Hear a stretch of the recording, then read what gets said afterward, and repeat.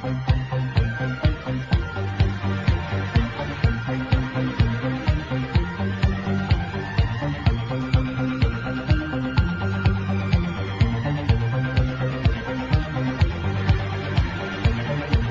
the high desert and the great American Southwest, I bid you all good evening, good morning, good afternoon, whatever the case may be, wherever you are. This show, Midnight in the Desert, covering the entire world, every time zone. I'm Art Bell.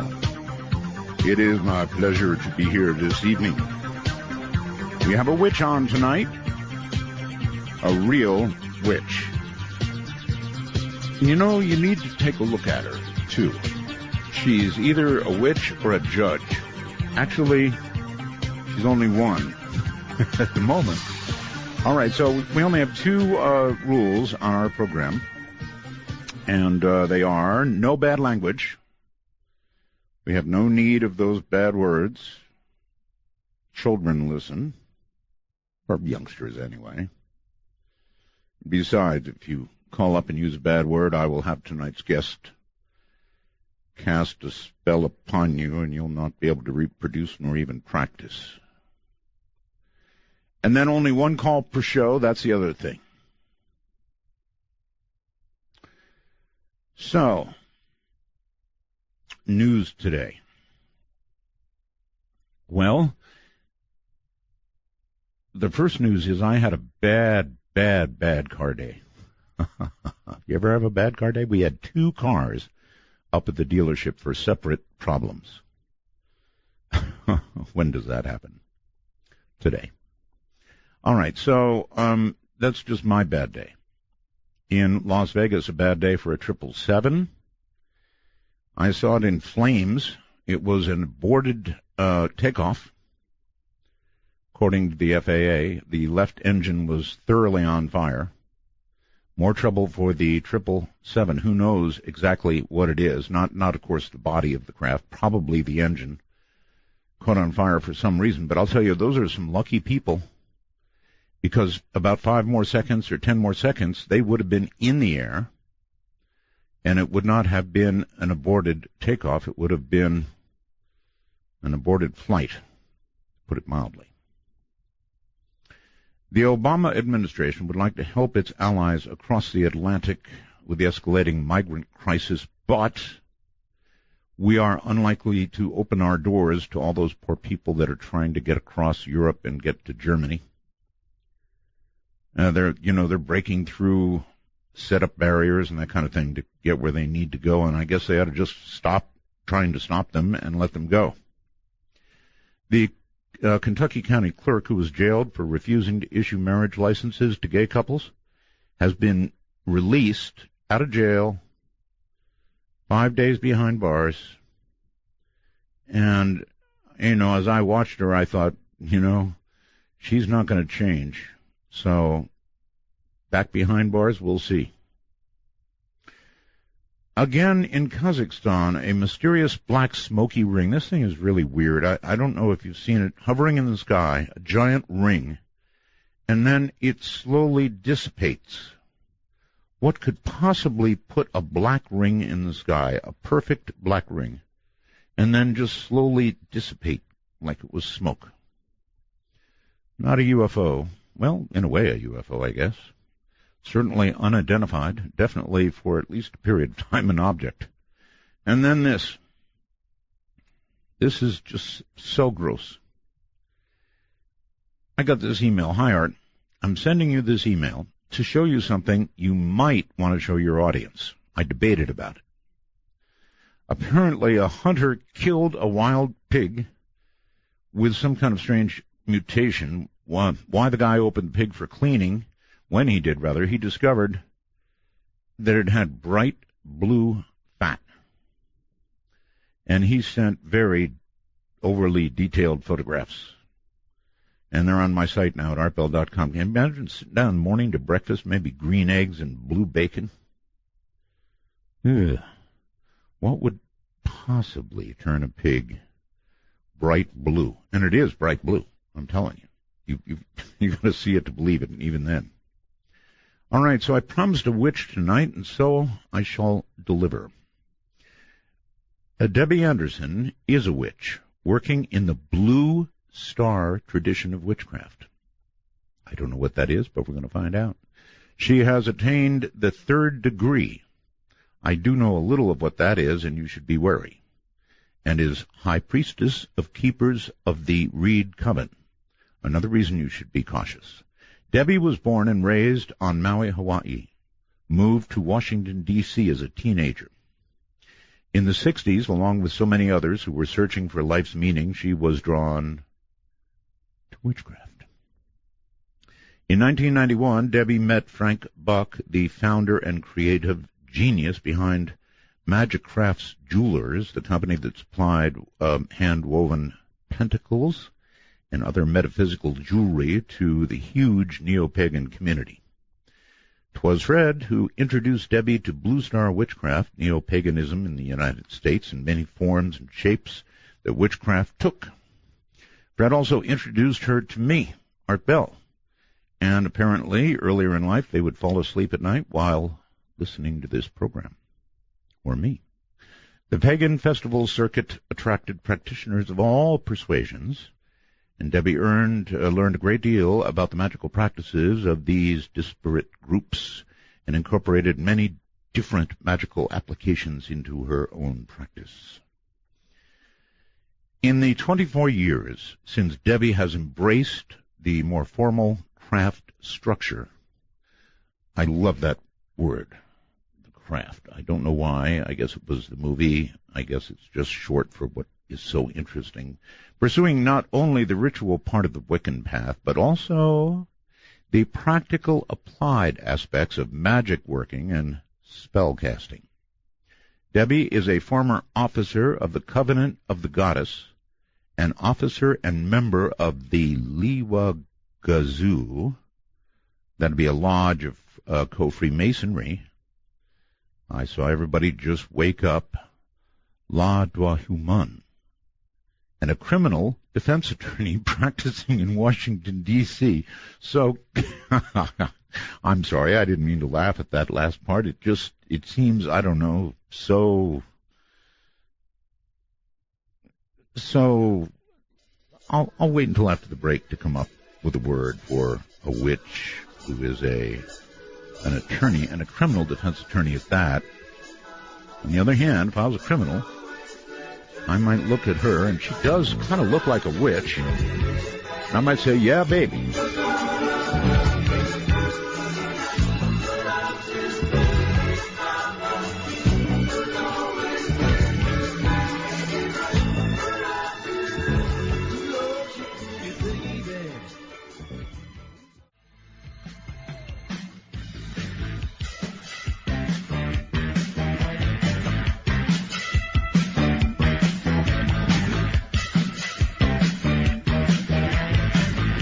Take a ride?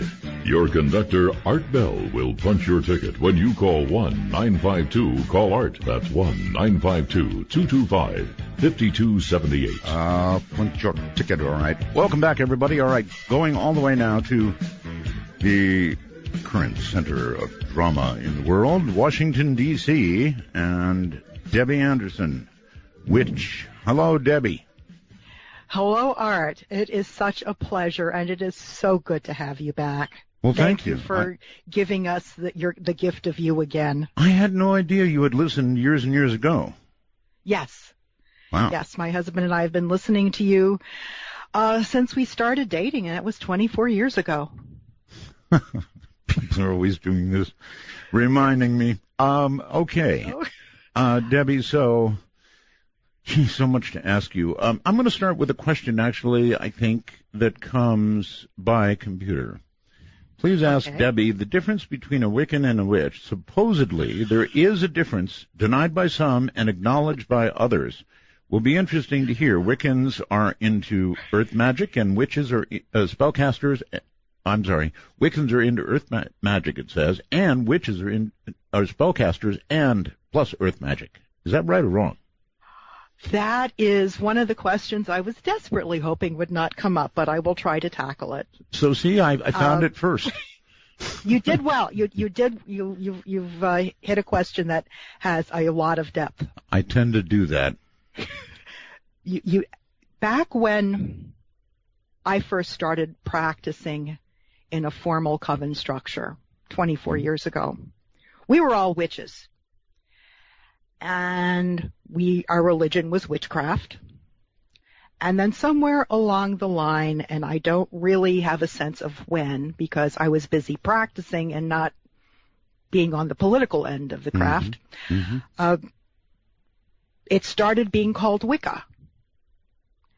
As I understand it, and that is a big caveat because this is not any knowledge I feel strongly about and imparting, but my understanding of the difference, if there is a difference, is that Wicca is derived from the formal system that was set up by Gerald Gardner. Witchcraft is more the spell casting, they're hedge witches. There doesn't have to be a formal coven structure behind witchcraft. So then you would I call myself a witch. Okay, so, yes, I understand. So you would be would I call you a conservative in the movement? Would that be fair? An old-timer. Old school. Back in my day, we did things different. Yeah, I know. Off with the heads. So, so in the old tradition then. Yes. Yes, very much back to, as an example, Gerald Gardner started the modern neo-pagan revival. He didn't write what Wiccans do or Wicca for tomorrow. What witches do is actually written by Stuart Farrah. But it was witchcraft for tomorrow that Gerald Gardner wrote. He did not use that word, Wicca, to define the religion. And it was for him a religion. And the structure that, as I understand it, is going by the name Wicca today is what he called witchcraft. And I'm an old timer. I use the term witchcraft. Okay. All right. Now I notice, of course, your bio reveals you are an attorney. Yes. When I looked at your picture, I thought either witch or judge. I mean, it almost looks like you're in a black robe there. I am absolutely a traditional witch in that I absolutely adore black, and almost all of my clothes are black. Fortunately, in the courtroom, a black suit is quite appropriate. That's true. And who knows, someday you could be picked to be a judge.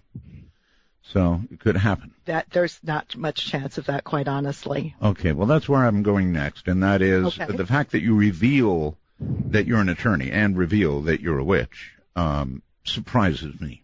Should it? I think a little bit, but my history is such that I have lived out of the broom closet for a lot of years, and I don't want to go back into the broom closet.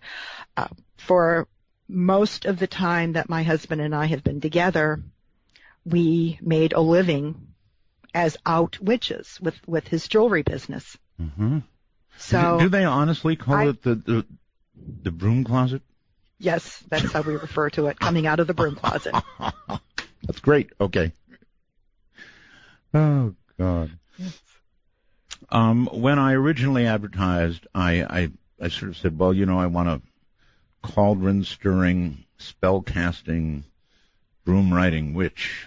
And you are as close as it gets. Now, did you hear the many, many interviews I did with Evelyn Paglini? I heard very many of them, yes. She was an amazing woman and such a great loss. She was such a wonderful teacher. And because of people like Dr. Paglini, it makes it easier for people like me to be out of the broom closet as a witch. Because she did so much good. Yeah, she called herself a spiritual warrior. Spiritual warrior. Yes. Now, I guess there are aspects of what you do that also could be, if applied, called being a spiritual warrior, right? I believe so, Art. To me, a spiritual warrior is someone who sees honesty and fights to bring honesty to the forefront, to bring justice to the forefront. And Okay. I have tried as best as possible to integrate that fight in my religion, my crafting, and in my legal practice. All right. But now I'm going to ask you a what-if question. Sure. And here it is. If you decided that you had a dire enemy, somebody was coming after you, somebody who wanted to do you harm, somebody who wanted to in some way injure you, and you wanted to use your craft to either protect yourself against that or to strike at them first, could you do that? I would put up spells, protection spells. I wouldn't strike out at someone. I think I'm a strong enough witch to be able to protect myself without doing harm to someone else. All right, then let me rephrase. If somebody had done you harm and was after you, they've already done you harm, could you fight back with what you know? Yes. Yeah, okay. And Okay. that's where I'm sorry, go ahead. No, I just said okay. There's something in the common law that carries with me throughout all aspects of my life. There are two justifiable reasons to kill someone: defense of self, defense of others. I was talking about maimings more than killing. Oh, okay. But no, proceed. But I would protect myself. Could you? If I am being attacked, I could and I would, yes. Okay. Is it possible to kill with witchcraft? I certainly believe so. Oh, my. Yes. Okay. All right. That is a very, very, very serious power then, isn't it? Yes, it is. And fortunately, it's one that has to be developed over a long time. It's not something that someone can just get to, buy a book, read it, and be able to do. And it's a power that if you are good enough to actually do it, you are smart enough to very rarely, if ever, use it. Yeah. And to add to this, and send chills back right down the spine of everybody out there, you're also a Freemason, yes? Yes, I am. Very proud to be. And an attorney. Holy moly, and a criminal defense attorney at that. I was saying, jokingly, but I'm really not joking, if I was a criminal and I was seeking a defense attorney, I don't think I would be bothered one little bit by knowing that you were actually a witch. Now, is that the way you can kind of make it work? That's part of the way I make it work. I also investigate my cases thoroughly. I also fight with any tools available to me, whether it be a spell, a really effective motion. I'm always going to use spell crafting the night before a trial. Wow. To burn a candle and ask that my client be given every advantage, consideration possible. Yes.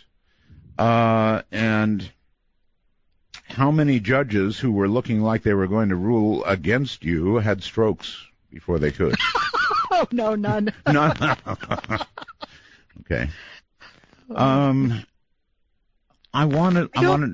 Go ahead. I don't believe in lashing out and doing harm. I believe in protection. We're starting to get a little interference from something. I don't know what it is. Probably based on the nature of our conversation. But that is quite possible. It's Could doing we it. possibly be lucky enough to have a call from JC this evening? JC, huh? You're breaking up right now, actually, which is really weird. I have no indication that we've got a bad connection. That is very strange. It's okay. Let us reconnect. I will call you right back. Okay. Huh. Wonder what that could have been. Let's see. I said I'd call her back, and now she's somewhere down my list. All right. This is going to be tough. Interesting. Well, this is what happens, I guess, when you have Skype. On the plus side of Skype, You, of course, get really, really good quality audio most of the time, but then all of a sudden you get something like that where it just goes weird on you, and there's no way to know why or anything, but she'll be back any second. So, actually, I attempted a call and it didn't go through. So, let's see. Something's going to have to be reset, I guess, on her end. I can try it this way. Let me see. There is some. Yeah, here it is. Try it this way. Strange. Really strange. Skype is amazing. Of course, again, the nature of what we're discussing right now might be bringing this on.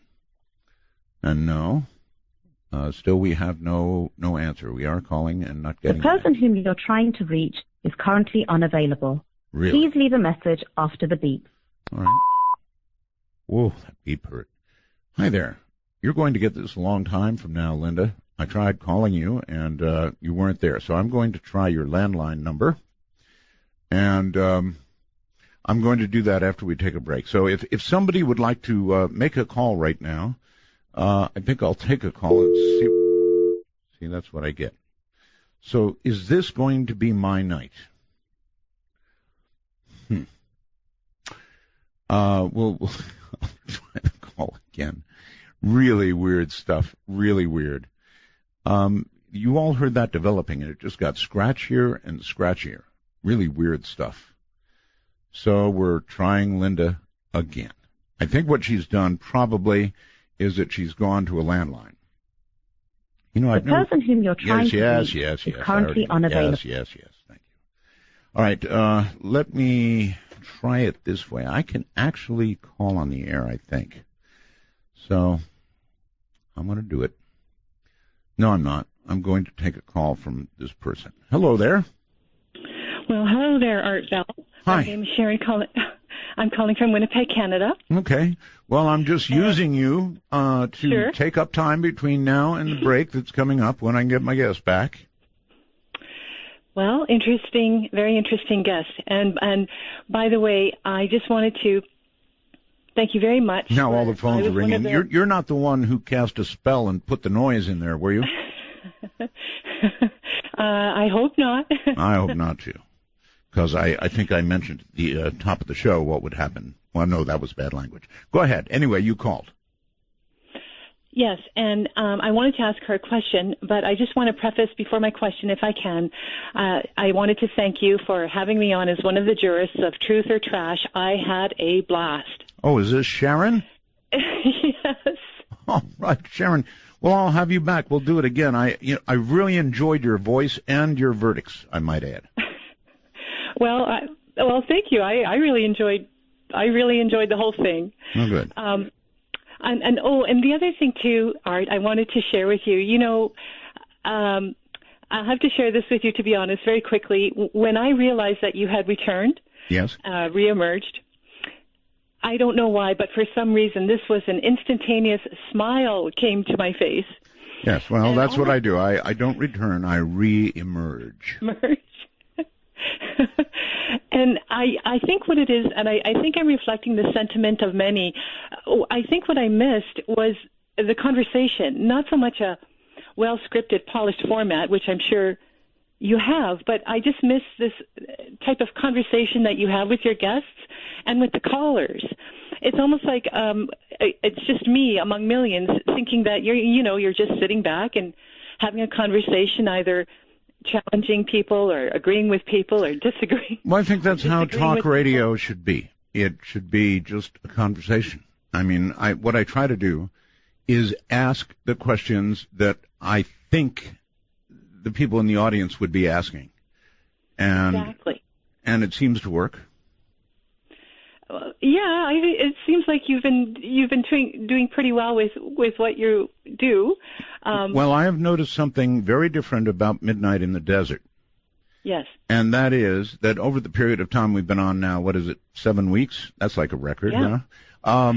And I've noticed that there's Debbie calling.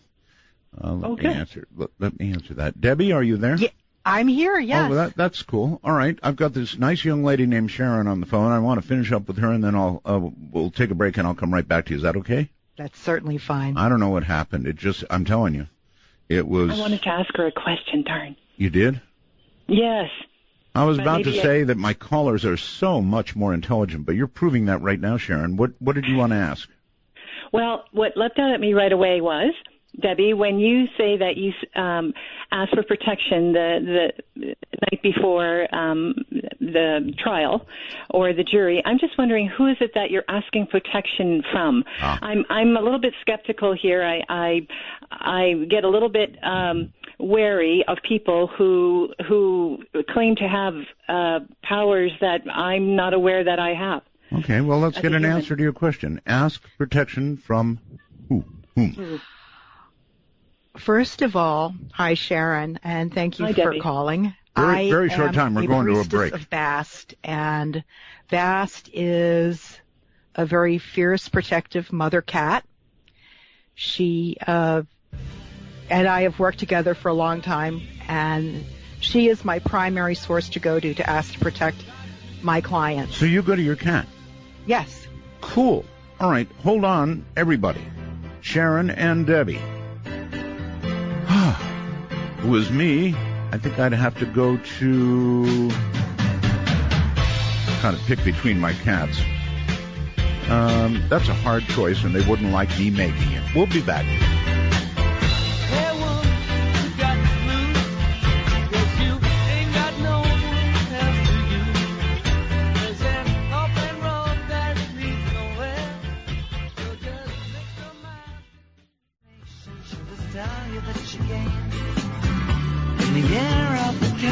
Year of the cat.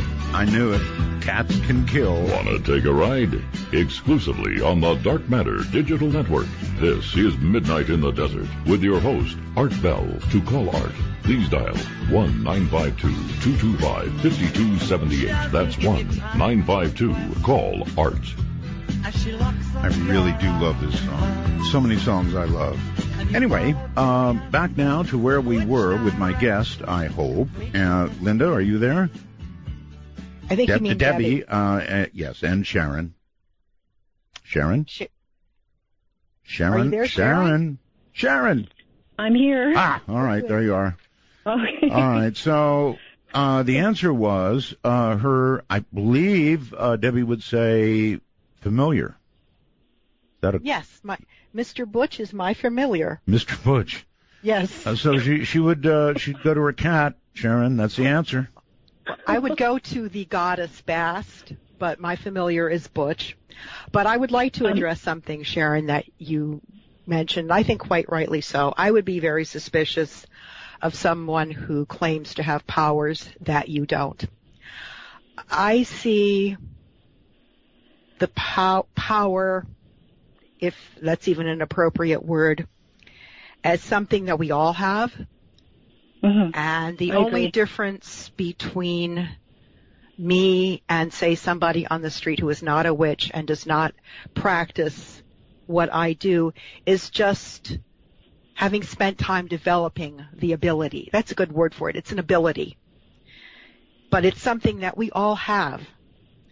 Art had a guest on a few weeks ago. I think he addressed the point very well. Nassim Harriman. He is a theoretical physicist, and he talked at great length about how everything is interconnected. And all that we witches do is hone our ability to make that interconnectedness work for us.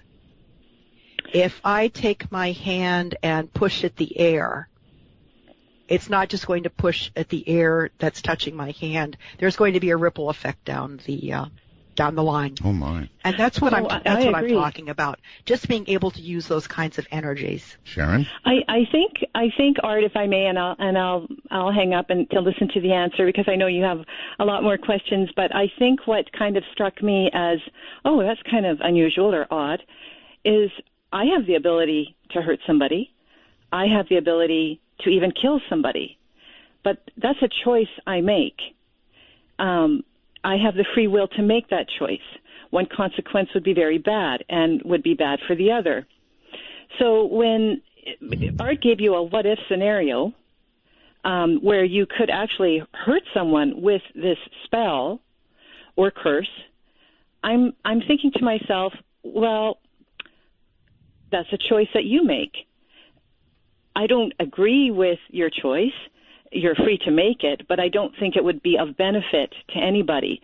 What I would do, my first instinct to answer that question would be, well, I would let it go, or I would forgive. Sharon? Yes, are you a witch? No, I'm not. Okay, so you'd be using a gun or a knife. Poison, maybe. To bring harm to someone attacking me? Yeah. Well, I wouldn't, I don't own a gun, and I wouldn't have a knife on me normally. I would fight like anything. I would fight like hell. Yeah, you could say that. And but that's all I would be able to do, and then Got it. And ask for and pray for help, pray for some type of help. 911. But not to think that I alone. What makes me think that I alone would be able to do something I understand. extraordinary? No, Sharon, I get it. But my guest does. Thank you, Sharon. Was actually a good call. I thought she was headed down the road of either telling me she was a witch or that she had, lethal weapons. So, but with witchcraft, you actually can accomplish these things, and that is what I call a serious witch. And I've got to say, you are a serious witch. You said 24 years at it? Yes. Okay. 24 years All right. in a formal coven structure. Yes. And Covenant of the Goddess, an officer and member of something. Is it Louis Guazou? Louis Guazou. It really Yes. is that. Okay, Louis Guazou, Lodge of Freemasonry. How does Freemasonry, before we get back to witchcraft, fit into witchcraft, or does it not? It does. Oh. Gerald Gardner was a member of Le Droit Humain. He was initiated into Freemasonry. One of the things that I wanted to pursue with Freemasonry was how much effect did Masonic ritual have on what Gardner crafted as Wiccan ritual. And I have been able to explore that. And that was the beginning of my interest, that and also the fact that my father and my husband are also Masons. But I stay because the fellowship is very important to me. The ritual is different than Wiccan ritual, but it's still beautiful, especially the third degree raising ceremonies. It's a profound ritual. Yes, you don't get to third degree as you have easily at all, do you? Well, as a witch, it's Right. a lot of work. Right. Third degree, actually, in Freemasonry, I am a Master Mason, but there is a very long path ahead of me there. Really? There's a long path behind you. There are a total of 33 degrees in Freemasonry. Right. In co-masonry, in masonry for men and women, as well as the more traditional male-only craft. How is your witchcraft greeted by the Freemasons? We don't discuss it a lot. We don't discuss religion at all much. There is broom closet?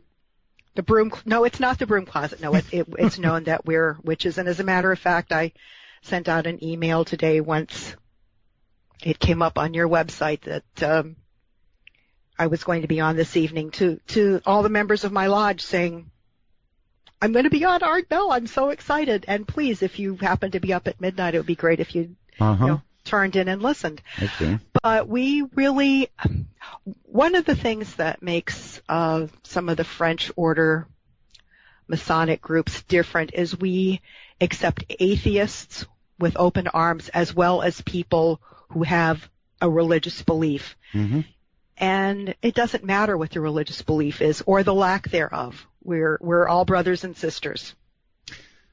All right. You said you would go to your cat if you wanted. I would go to Bast. Yes. Yes, the goddess Bast. That's right. All right. So, do witches believe in God as we traditionally think, the God of the Bible? No. Do witches believe in the devil? No. The No. devil is very much a creation of dualistic religions like Judaism, Christianity, Islam, Zoroastrianism. Mm-hmm. You know, you've got this good-bad dichotomy going on in all of those faiths. We are, you know, there is good and bad in all of us. Mm-hmm. The prime example that I like to use is, are you talking about Benedict Arnold, the American traitor, or Benedict Arnold, the British hero? Mm-hmm. Same guy, Yeah. same actions. Yeah. I did a show with Blanche Barton, you know, about Yes. that, I think. Church of Satan, High Priestess, Church of Satan. She considers herself a witch. Do you consider her to be one? I don't consider her to be a witch because I don't see a spiritual aspect to what she does or what she believes. And there is woefully little that any of us agree on what witchcraft is or what makes a witch. But I think we're all unanimous in that idea that there has to be a spiritual element there. And I don't see it with her.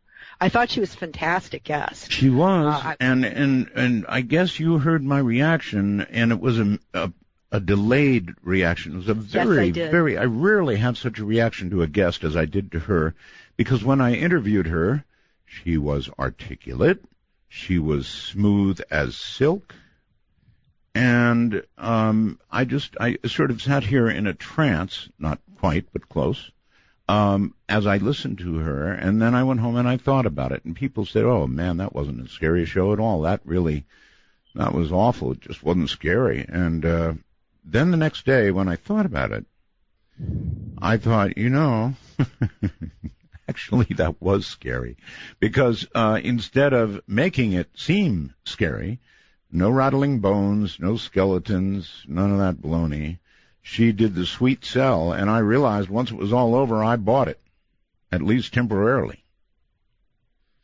She was extremely articulate and a very good voice for her path. Oh, yes. Absolutely. Yes. But I don't think she was a witch. Okay. But I'm sure she doesn't, that has no effect on her at all. Whether, you know, she doesn't come to me for legitimacy. And I would be curious as to why she would call herself a witch. I don't see it. Yeah, I don't see it either. And then on top of everything else, I think the first question, I have trouble with my first questions, just like I hit you up with one tonight. I think I asked her, do you worship Satan? Long pause. No.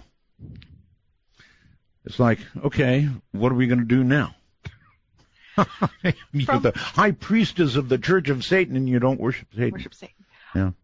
I read the Satanic Bible many, many years ago, and what I got from it and what I know of Anton LaVey is that he was a consummate carny, a showman, and it's a lot of smoke and mirrors. I don't know what they really believe,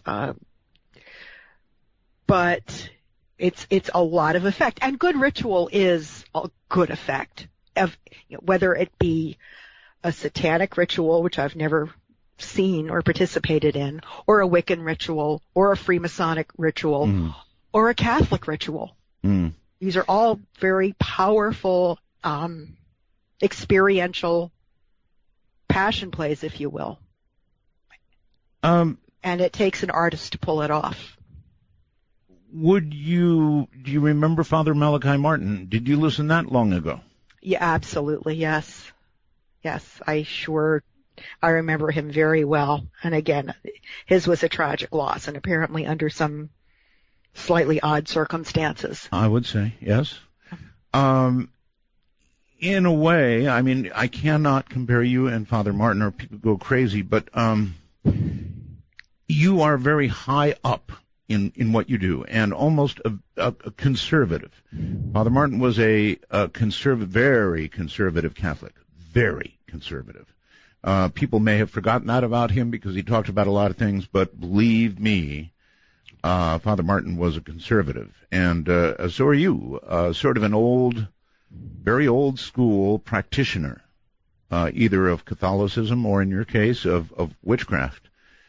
I think that's a fair assessment. Yes. Yeah, it is. People won't like it, making that analogy, but I think it's a fitting one. And so you're the real thing, and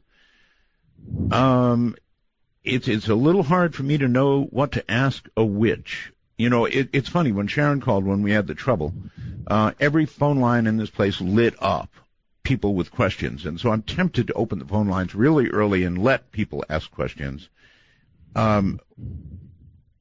If that wouldn't bother you. Not at all. Oh no, I'd be glad to. Whatever I can do to serve. Let me ask this: if somebody came to you, and I'm not suggesting that you do this because I know you don't help people in the same sense or way that Evelyn Paglini did, but if somebody came to you with a real problem, would you or could you give them advice from the position you're in, or is that something you avoid? Oh no, I'm very happy to give people advice. Oh, it's just as much as I can. Yes. Oh, I say this because I was married to a witch. I think most people in my audience know this. Ramona was a witch, and so I know that it works. That's the thing about this. I know it works. And I guess I could ask you why it works. And what kind of answer would you give me? Why does witchcraft work? It works because, especially for those of us who have practiced a long time, we have learned how to form intent to such a degree that we can use that interconnectedness that Nassim Haramein talked about. Where he is a theoretical physicist, we are, for all intents and purposes, applied physicists. We work with those energies. Yes. And that's why it works. But to apply those energies effectively, it takes a long time, and you've been at it a long time, so you can actually apply them. The average person can't go down to the library, pick up a book, read for a few minutes, and start casting spells with any effect, right? That's correct. Well, that's what I thought. Should witchcraft scare people at all? I don't think so. I think we are a really sweet bunch. A sweet bunch. Gosh, not with some of the witches I know. We are a goddess-loving, earth-loving, spiritual people who love our mother and who love your mother. We love our mother, Mother Earth. Mother Earth, okay. And we try to do as best for her as we can. And I don't think we should. We don't start wars. We don't kill people in the name of our religion. Okay. I'd say we're probably some of the most peaceful people around as a religious group. Okay. So I've got a lot of experience, Debbie, with groups, right? Mm-hmm. Groups like church groups or, I don't know, baseball fans with, kids playing softball and stuff, Little League. Internet groups of all kinds. And a coven is a group, and you're in a coven. Now, groups have this way of, sort of deteriorating into political infighting. And I would imagine that would be true even in a coven. Would I be right? Yeah, you would be absolutely right. That's why it's a very fluid nature of a coven. I know that Christian churches generally have a stable population. People come and go from covens, and there may be a core group that have learned to work together and work well and can bring those energies up. And then there are people who come and go and, are there for a couple of months or a couple of years and decide it's not for them. But I mean, there are jealousies, there's egos involved, like any group, right? Yes, absolutely. I faced those when I was first brought in by Fred. He and his former high priestess had divorced. We met, and I was brought in as high priestess over people who had been there longer than me, were higher degreed than me. So of course there were resentments. And part of what I needed to do very early on was to reach out and to let people know that they as individuals were very important to me. That my status should not in any way lessen them, and that to be a good high priestess, I really needed them. All right.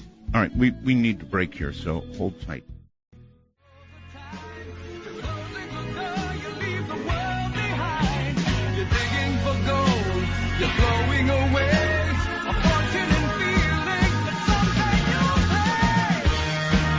Midnight in the Desert doesn't screen calls. We trust you. But remember, the NSA, well, to call the show, please dial 1-952-225-5278. That's 1-952-CALL-ART. So, Debbie Anderson is the real thing in every way. She is a witch, 24 years at it. She can push more than air with her hands. that bears investigation. You can do everything up to take a life with witchcraft, this kind of witchcraft. She is also a Freemason. She's also an attorney, a criminal attorney in Washington, D.C., and we've got her. And I want to add, before I let it go, that after this show, there is a group that follows this show. Can't think of their name just off the top of my head, but I know they put a message in here saying they somehow hooked you into coming on after and answering sort of after show questions. Is that right? Yes. I open for anything. Really? And did you get the name of the group? No, I didn't. Oh. Huh. Well, I'll look around for it. It's somewhere on here, and when I get it, I'll put it up. I should know it. They're a group that follows the show, and so it'd be pretty cool that you'll do that, and I appreciate your doing that. They are an Art Bell group, so that's very nice. So anyway, when people meet you, people on the street, people who don't know you and then find out about you, and since you're out of the broom closet, they do find out about you, I guess. If I were to casually begin reading about you on the internet, would I learn you're a witch? I'm trying to think. Certainly it's possible, obvious on my Facebook page. I have listings under LinkedIn and also on Avvo, which are business sites. I don't think so. Actually, I don't think so. It's not something I push in that way. But I don't hide it, but I don't say, "Hi there, I'm a witch." It's not part of what I do when first meeting somebody, or my very shallow public face. So, somebody looked you up on Facebook, they'd become aware, but otherwise you've got a foot in the broom closet, sort of, or did, till tonight maybe. I guess so, yes. But it's not something I would ever hide. My husband and I were actually, a group wanted to photograph us for an animal rights activity, and the photographer wanted me to put my pentacle inside my clothes, and I refused to. Really? Yes. I wear my pentacle out when I'm in court. I also wear my Masonic square and compasses pin when I'm in court, and people find that very surprising because I guess in some circles... Or intimidating. Well, being a woman and being a Mason seems to be more of an issue in some circles than being a witch, quite honestly. Huh. I don't know what that's about, but that's just been my experience. Okay, so here we go. Nick says, Art, I'm a tax attorney, and I also practice witchcraft. I routinely deal with clients of various faiths and often have difficult conversations about the intersection of my beliefs and profession. And he's asking how you deal with that. I am not familiar with tax issues so much, Nick, but when people come to me, they're in trouble. They really don't care about what my religion is. What they care about is how I can help them stay out of jail. And I have a pretty good record of doing that. That's all that people care about. Abnormally good? I like to think so. I will say that I'm very proud of the fact that since the Heller decision was handed down by the Supreme Court, I've had about 2 dozen gun and ammo cases here in D.C., and I've won every one of them.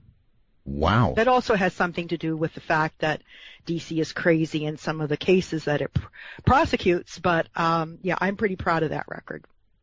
They're pretty tough on guns in D.C., right? They're pretty tough on guns, but honestly, some of the charges that are brought are ridiculous. And that's where really fighting to win as opposed to come out with a reasonable accommodation is very important. And that's what I do. And apparently very well, too. That's quite, just the little bit you gave me is quite a remarkable record. And you think witchcraft absolutely aids you in your work? Absolutely. I mean, people may go, oh, it's terrible. It's really not. It's no worse than a Catholic saying they pray for a good outcome. Exactly. In whatever they're doing. All right. Go ahead. I have clients who are very believing Christians, and I know that they're praying the night before a trial. Mm-hmm. So do I. All right. Let's make this a sort of a rolling conversation. Here is, I think, Brad on Skype. No, Brad hung up.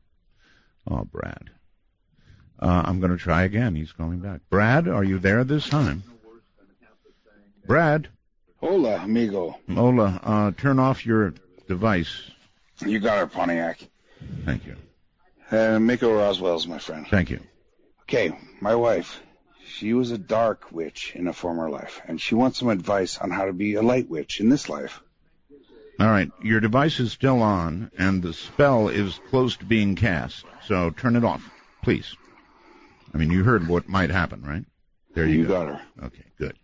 Brad, does she want advice, or do you want advice for her? She wants the advice, but she doesn't want to go on the air.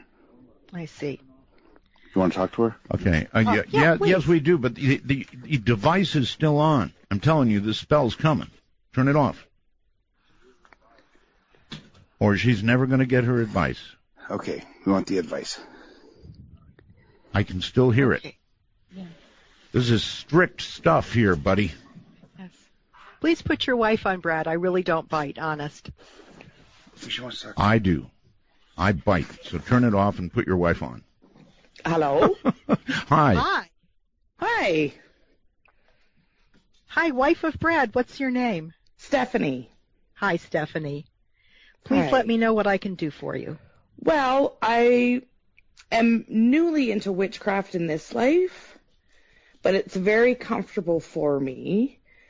And I've been told by other witches that I have come across that I was a dark witch in previous life. And I'm just wondering how I can do light work in this one, because I find myself falling back into old patterns,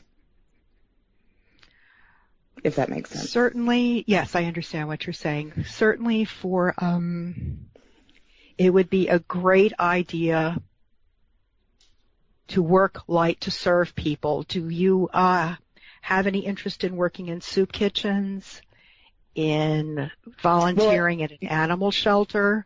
Those are the kinds of things that I see as being very beneficial, because witchcraft and living should ultimately be about service. Right. So if you're out there doing something that's helping others, that is, I think, a very positive way to work light.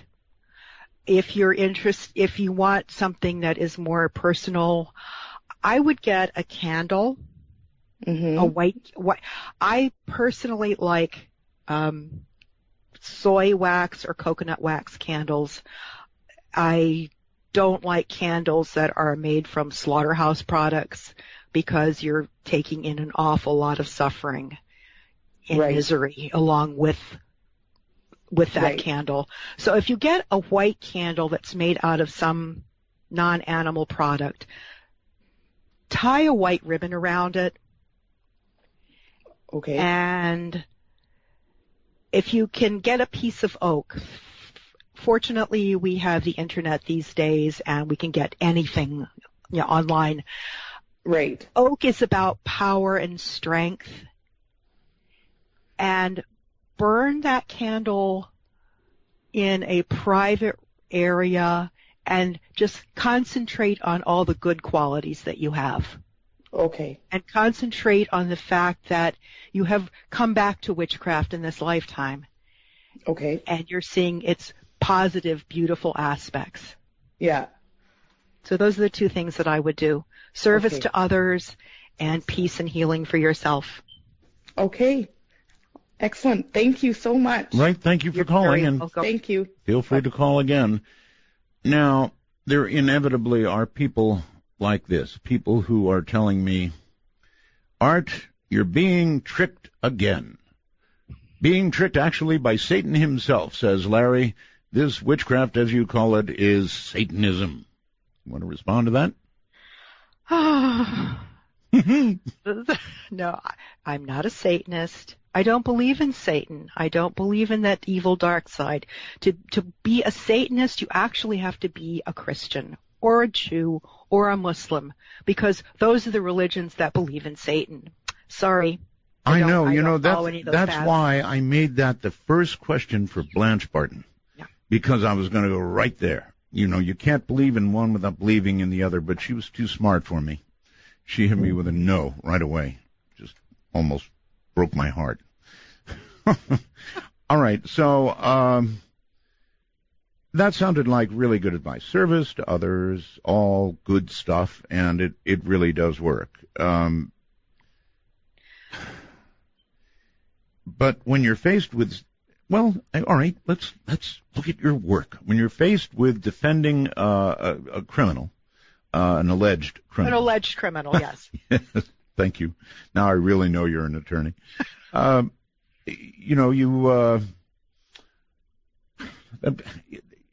Using that, I guess, is perfectly all right. And if somebody objected to it, why, you could immediately turn around, no doubt, and sue them, because witchcraft really is as much of a religion as anybody else's, right?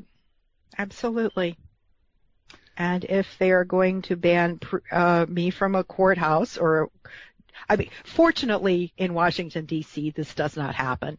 But theoretically, if someone wanted to create an issue that I was a witch in a courtroom in Washington, D.C., I would also say that every Baptist... Yeah.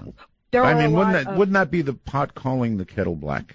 Oh, absolutely. Especially in D.C. Yes. All right, let me ask you about love spells. People mostly don't want to kill other people, thank goodness, although it certainly does occur. More frequently, they're interested in something, I don't want to say more mundane, because not really. Love is a very, very powerful thing, and if you're in love with somebody and it's unrequited, it's not returned, you might be tempted to go to somebody like Debbie, like you, and ask if a love spell could be conjured? Could it? And would it work? Theoretically, yes. Would I do it? No. Why? Because forcing someone to love you is baneful magic, and I don't practice baneful magic. What I would give that person are the tools to attract love into their lives. Yeah. Well, in every movie I've seen on the subject, it always works, and then it overworks. In other words, the person finally gets tired of the constant attention, they're loved to death, and they finally have to go back and ask for the spell to be recalled. Yep. Problems that people come to witches with are generally, I think, in three categories. There's money, there's love, and there's protection. And kind of as a subset of protection are illness, or problems with illness. And there are ways of building yourself up and attracting what you need without forcing someone else to do something. And once you start trying to force somebody else to do something, you're practicing baneful magic and getting very close to the edge of our ethics. And that's something I just won't do. Well, there is a question about ethics. You have a code of ethics in witchcraft, right, Debbie? Yes, we do. The basic statement is, "An ye harm none, do as ye will." I believe in that. And I believe that forcing someone to act in a way contrary to their nature is harming them. Mm-hmm. So that's why I don't do love spells to force XYZ to fall in love with you. But it can be done. Yes, it can be done. And then you're bringing, I also believe in karma. And another thing that we, almost all of us witches, believe in is the law of threefold return. What you sent out comes back to you 3 times over. I don't want to take that heavy karmic burden on myself. I don't want to do something that is going to stab me in the back later down the line. Is there any way in witchcraft to prevent or mitigate that karmic return that's going to come to you no matter what? Or is there a way to mitigate it if you're way high up in witchcraft? I would say a lot of prayers, saying how sorry you are, that you did whatever you did that is putting you in fear of your eternal soul being in a great deal of trouble. So you believe we have eternal souls? Yes. All right. Now, maybe we're getting somewhere. Hold on, Debbie. So we have eternal souls. I wonder who we're the temporary custodians of them, right? But final destination. Eternal souls and final destination. That'll be my question. We'll be right back.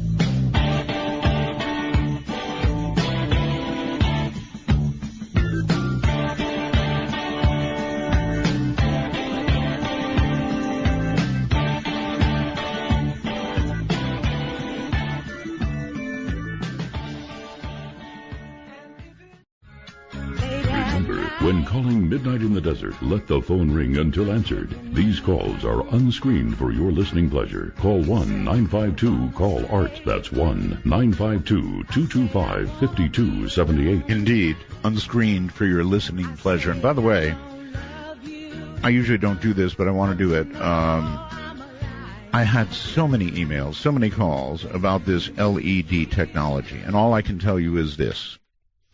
I have had a really bad back all my life. You know, the kind of back where sometimes you can't walk and it bothers you every day, that kind of bad back. And this LED technology, as I said in the ad, tain't cheap, but it works. It's the only thing I've ever actually found that does. So when you hear me do that Lumen commercial, know that I'm telling you it works. And if any of you try it, I'd be really interested to hear how it works for you. It was a miracle for me. Their phone number again, and I'm not going to do this again. I'm not going to repeat it again, but I wanted to, I don't endorse something lightly. I actually had to talk them into doing a commercial. It's area code 828-863-4834. Only thing that's ever worked for me, ever, except on a very temporary basis. All right, once again, back to Debbie, and we were talking immortal souls, seems to me. And then I was thinking immortal souls and final destination. And once you begin talking about an immortal soul, well, yes, tell me about your concept of what an immortal soul is and whether we do indeed have final destinations, or do witches believe in reincarnation, or where are you there? Most of us do believe in reincarnation. One of the ways that we differ in our outlook on reincarnation, say the difference between us and, say, Buddhists or Hindus, they are trying to get off the wheel of life and death and rebirth. Right. We like it here on planet Earth. We're not looking to get off. We're looking to learn lessons and have experiences and hopefully be better to our fellow human beings and other non-human animals. But we're happy where we are. Is it actually possible to get off the wheel, as you put it? In other words, to not be reincarnated? Probably.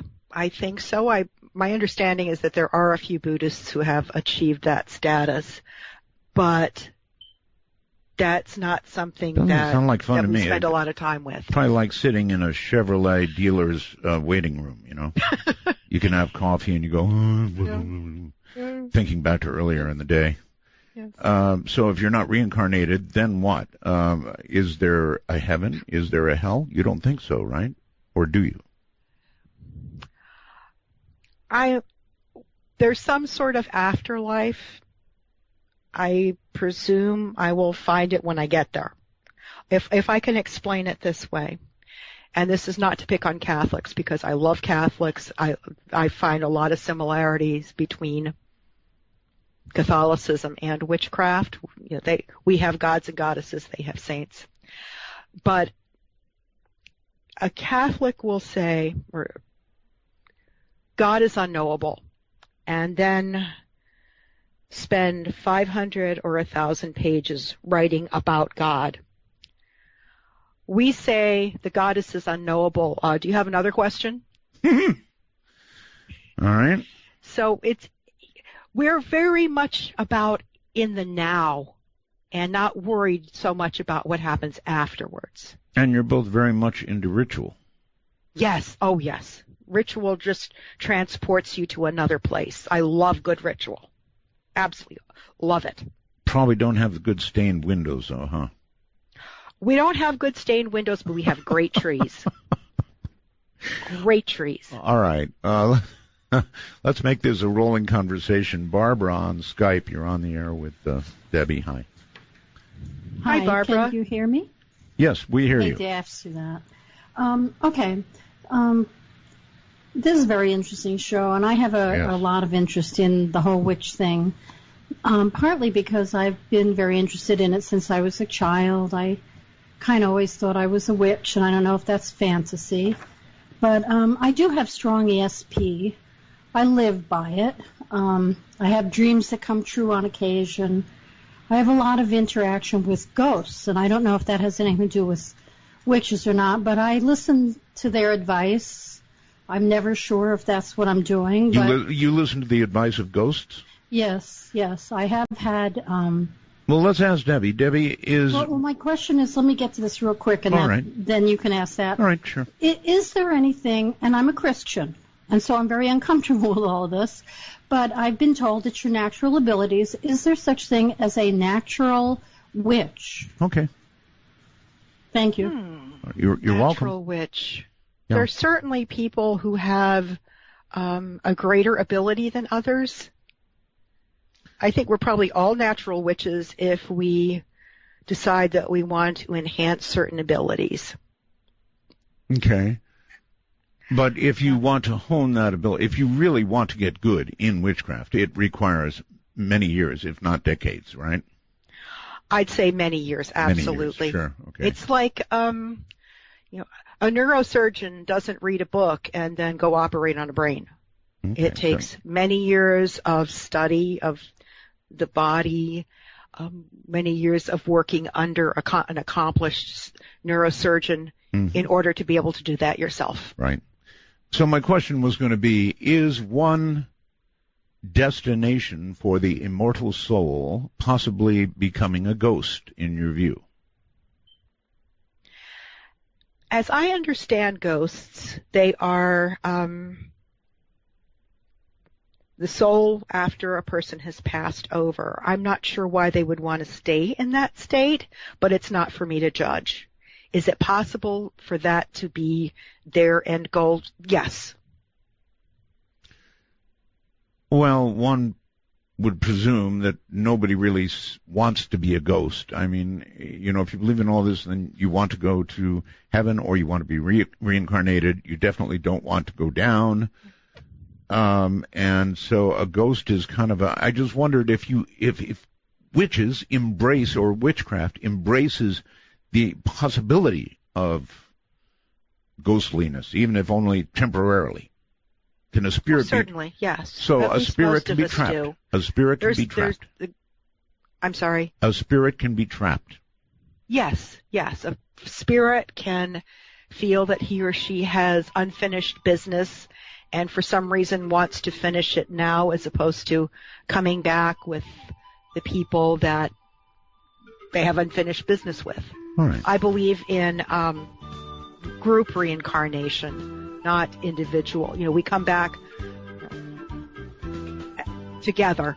All right. Hold it right there. We're going to take our break, and we'll talk more about reincarnation. Stay right there.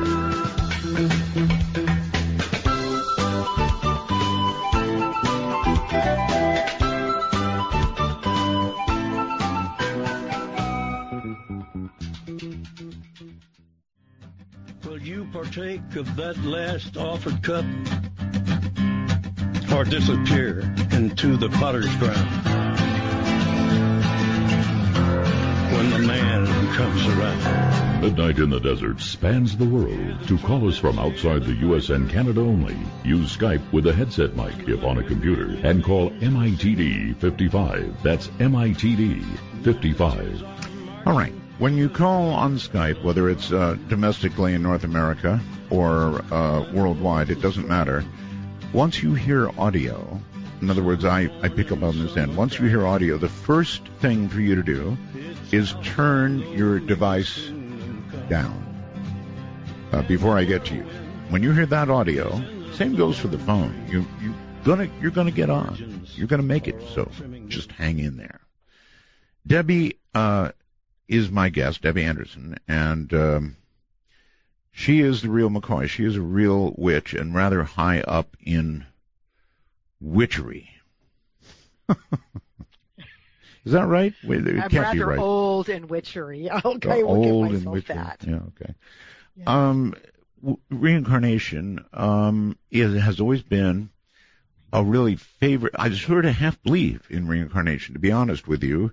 If there is an immortal soul, and I hope there is, reincarnation makes sense, except it doesn't make sense.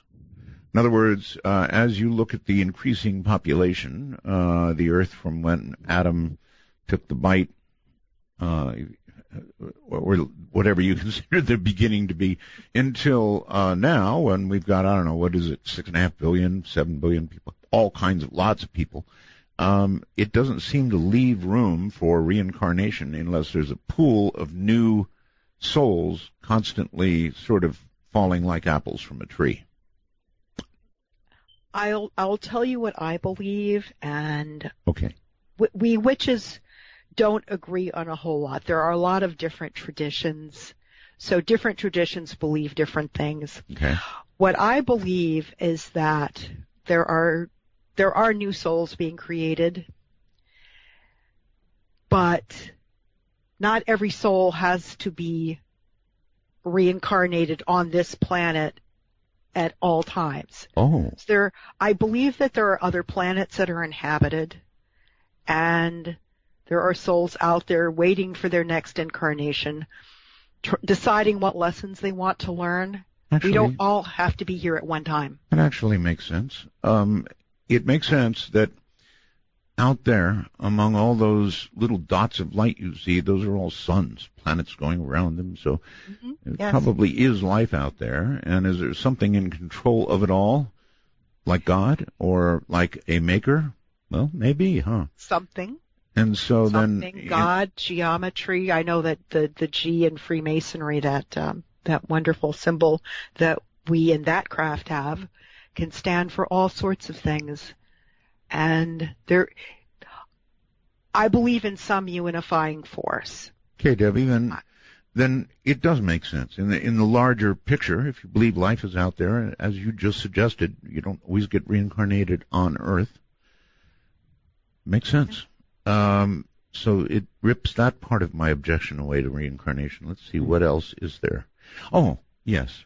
Reincarnation supposedly, according to the masters and the Buddhists, is so that one might, well, I don't know, sort of re-up themselves and fix whatever little thing or big thing was wrong in the last life. In other words, make it better, right? That is a very Buddhist interpretation. Mine is a little different. I believe that we're here to learn lessons, whatever those lessons may be. Okay. It doesn't necessarily have to be that we have some dreadful character flaw that needs to be fixed. Many of us do. Buddhists, well, yes, many of us do. And yes, but it's not necessarily what it's about. It's about whatever lessons we've decided that we need to learn. Right. And all right, but here's the problem with reincarnation. Since nobody has seemingly any sort of conscious memory of a prior life, how is a lesson learned or even remembered? I would say that I disagree with you on not remembering a previous life, at least parts of it. When I met Fred, as far as I knew, that was the first time I'd ever laid eyes on him in this lifetime, but I knew him. Uh-huh. And there is no question in my mind but that we have been together for many, many lifetimes. I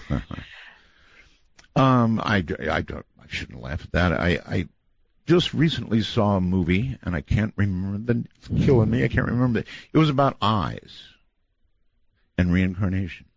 And if you haven't seen it, the name will occur to me, or I will look it up. But it was absolutely an astounding movie. So I'll get you the name, and I think you'd be very interested. In the meantime, somebody named Maple is here on Skype. Hello. Hello, Art. Can you hear me? You sound like you're in a tunnel. So if you're on a computer, get real close to that little spot that is the microphone and talk into that. Okay, sorry. I'm actually on a computer setup. Is this any better? No, it's awful. So okay. Do you have a camera? Wait a minute. Oh. I'm going to help you out here. Do you have a camera? I do. You do, and that's the mic you're talking through. So grab your camera right now off the computer. No, I'm talking through a Rode NT1, so it actually does sound great when I'm using Adobe Audition, but Skype probably isn't the best. Let me change my input settings here. All right. Yes, I'll look forward to that. I'm pretty anal about this, folks. If you can imagine. I'll just try calling you back, Art. It's okay. All right. Yeah, okay. Good. Thank you. I am bad about that. I want to hear good audio. That's the whole point of Skype. And if you're yelling 5 feet away from your computer or talking 5 feet away from your computer, it sounds just like he sounded. Not good. I will say I have not used Skype until this opportunity presented itself, and it's just amazing. It is. You actually sound like you're right here in the studio with me, and that makes for a wonderful interview. We can hear each other's voice inflections, as you cannot on a regular phone. Anyway, back to Skype. This is somebody named Larry, who I hope is doing it right. Hello, Larry. Hello, Art. Hi. Hi, Larry. Hi. How you doing? Doing Very fine. well, thank you. Yourself? Yeah, for your guest, my question is this. You are identifying as a witch and a Mason. I mean, so what are your views on Lucifer? Lucifer is Latin for light bearer. I think that bringing the light is a wonderful thing. Okay, so that means that you worship Lucifer. No. No, I worship Bast. She's the Egyptian goddess of pleasure. And she manifests as a black cat. Okay, I'm having a problem with the duality between your masonry and witchcraft. I don't get how those two go together. Really. I apologize. I don't have a problem with them. Why, caller? Why do you have a few witches who are also Masons? Why do you have a problem with it, caller? Where is? Well, it may be that I just don't know enough about it, but the things that I have heard about it. I also heard I didn't think women could be a Masons. That is true for the two predominant orders of Freemasonry in the United States. One being Free and Accepted Masonry, the second is Prince Hall Masonry. I am a member of the order Le Droit Humain, the American Federation. This is an order that came out of France and was and also had a lot of has a lot of adherents in England. But we are co-equal with men in my order. There is no difference, man or woman, religion or not religion. We're all Freemasons and brothers and sisters together. Okay, well, thank you very much. That clears it up a bit. All right, thank you. Good. And that allowed me to find the movie I wanted. It's called just the letter, I Origins. Oh, the letter, okay. I Origins. I Okay? Origins. You're going to want to see this. Trust me. I will You're going to want to see definitely do that. Amazing, amazing story. And sort of a movie that not that many people have heard of, I guess. Let's go to the phones, actually, and say hello. You're on the air with Debbie Anderson. Hi, Debbie. How you doing? Hi, Art. And well, thank you. How are you? All right. Now, from everything I'm getting tonight, you do not practice black magic, right? No, I don't practice black magic. I'm not sure that I know what black magic is, but I do not seek to harm anyone.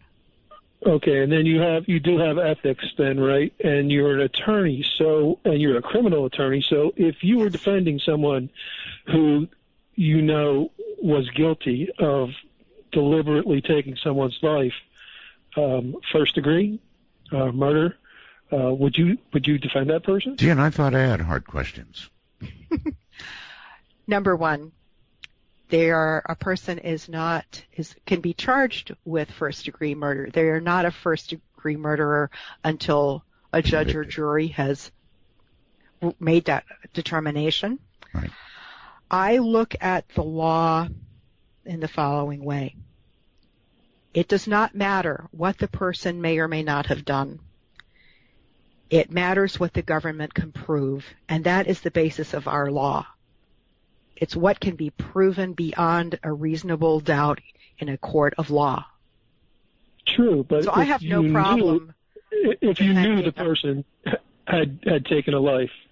This is always a terrible question for an attorney. Let me ask you, Debbie, would you say that you have more ethics as a witch than you do as an attorney?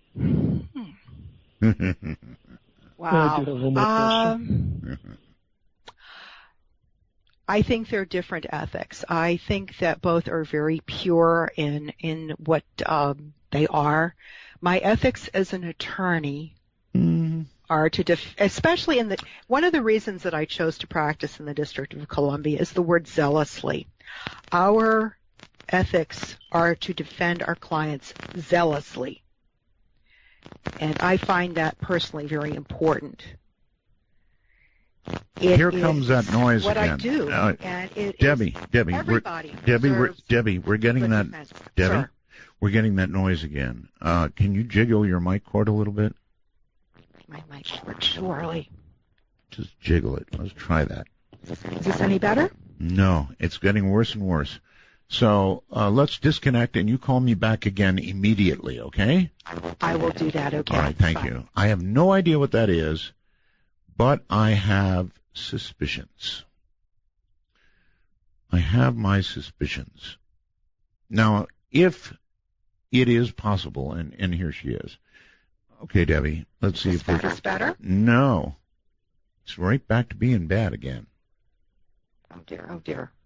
Yes, oh, dear. Shall I hang up and wait for 2 minutes? You know, I want to know something. I want to know if actually it's your connection or my connection. And the way I can find out for sure is to answer another Skype call. Hello there. Chairman, meow? Hey, it's Maple back here. Okay. Do I sound better now?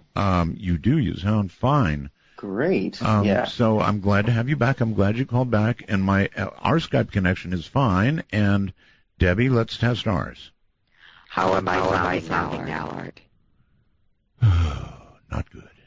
Oh, dear. Not good. Let me try to call you back this time, okay? So let's disconnect. And I will call you back, and we'll see if perhaps the other path is going to work. Isn't this odd? It's kind of like, I don't know. It's kind of like somebody's after us. Somebody has cast a spell out there or something. So I am calling Linda now. We'll see if she answers. In the meantime, let's go back. The person whom you're trying to reach is Yes.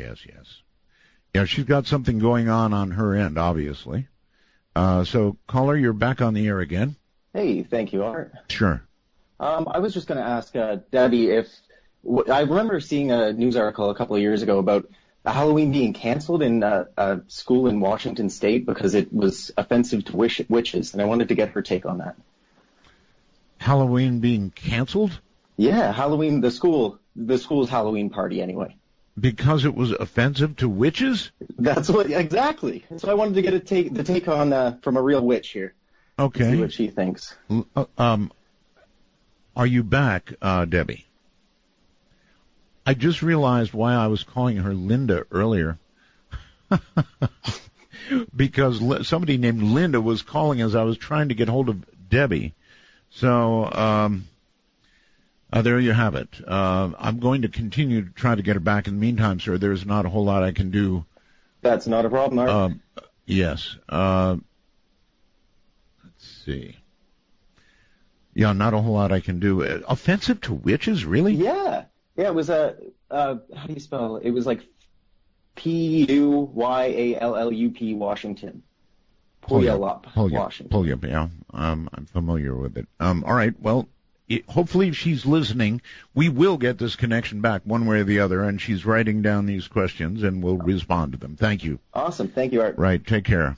And that's the way you do it. Get close to the computer, get it set up, and you're all set.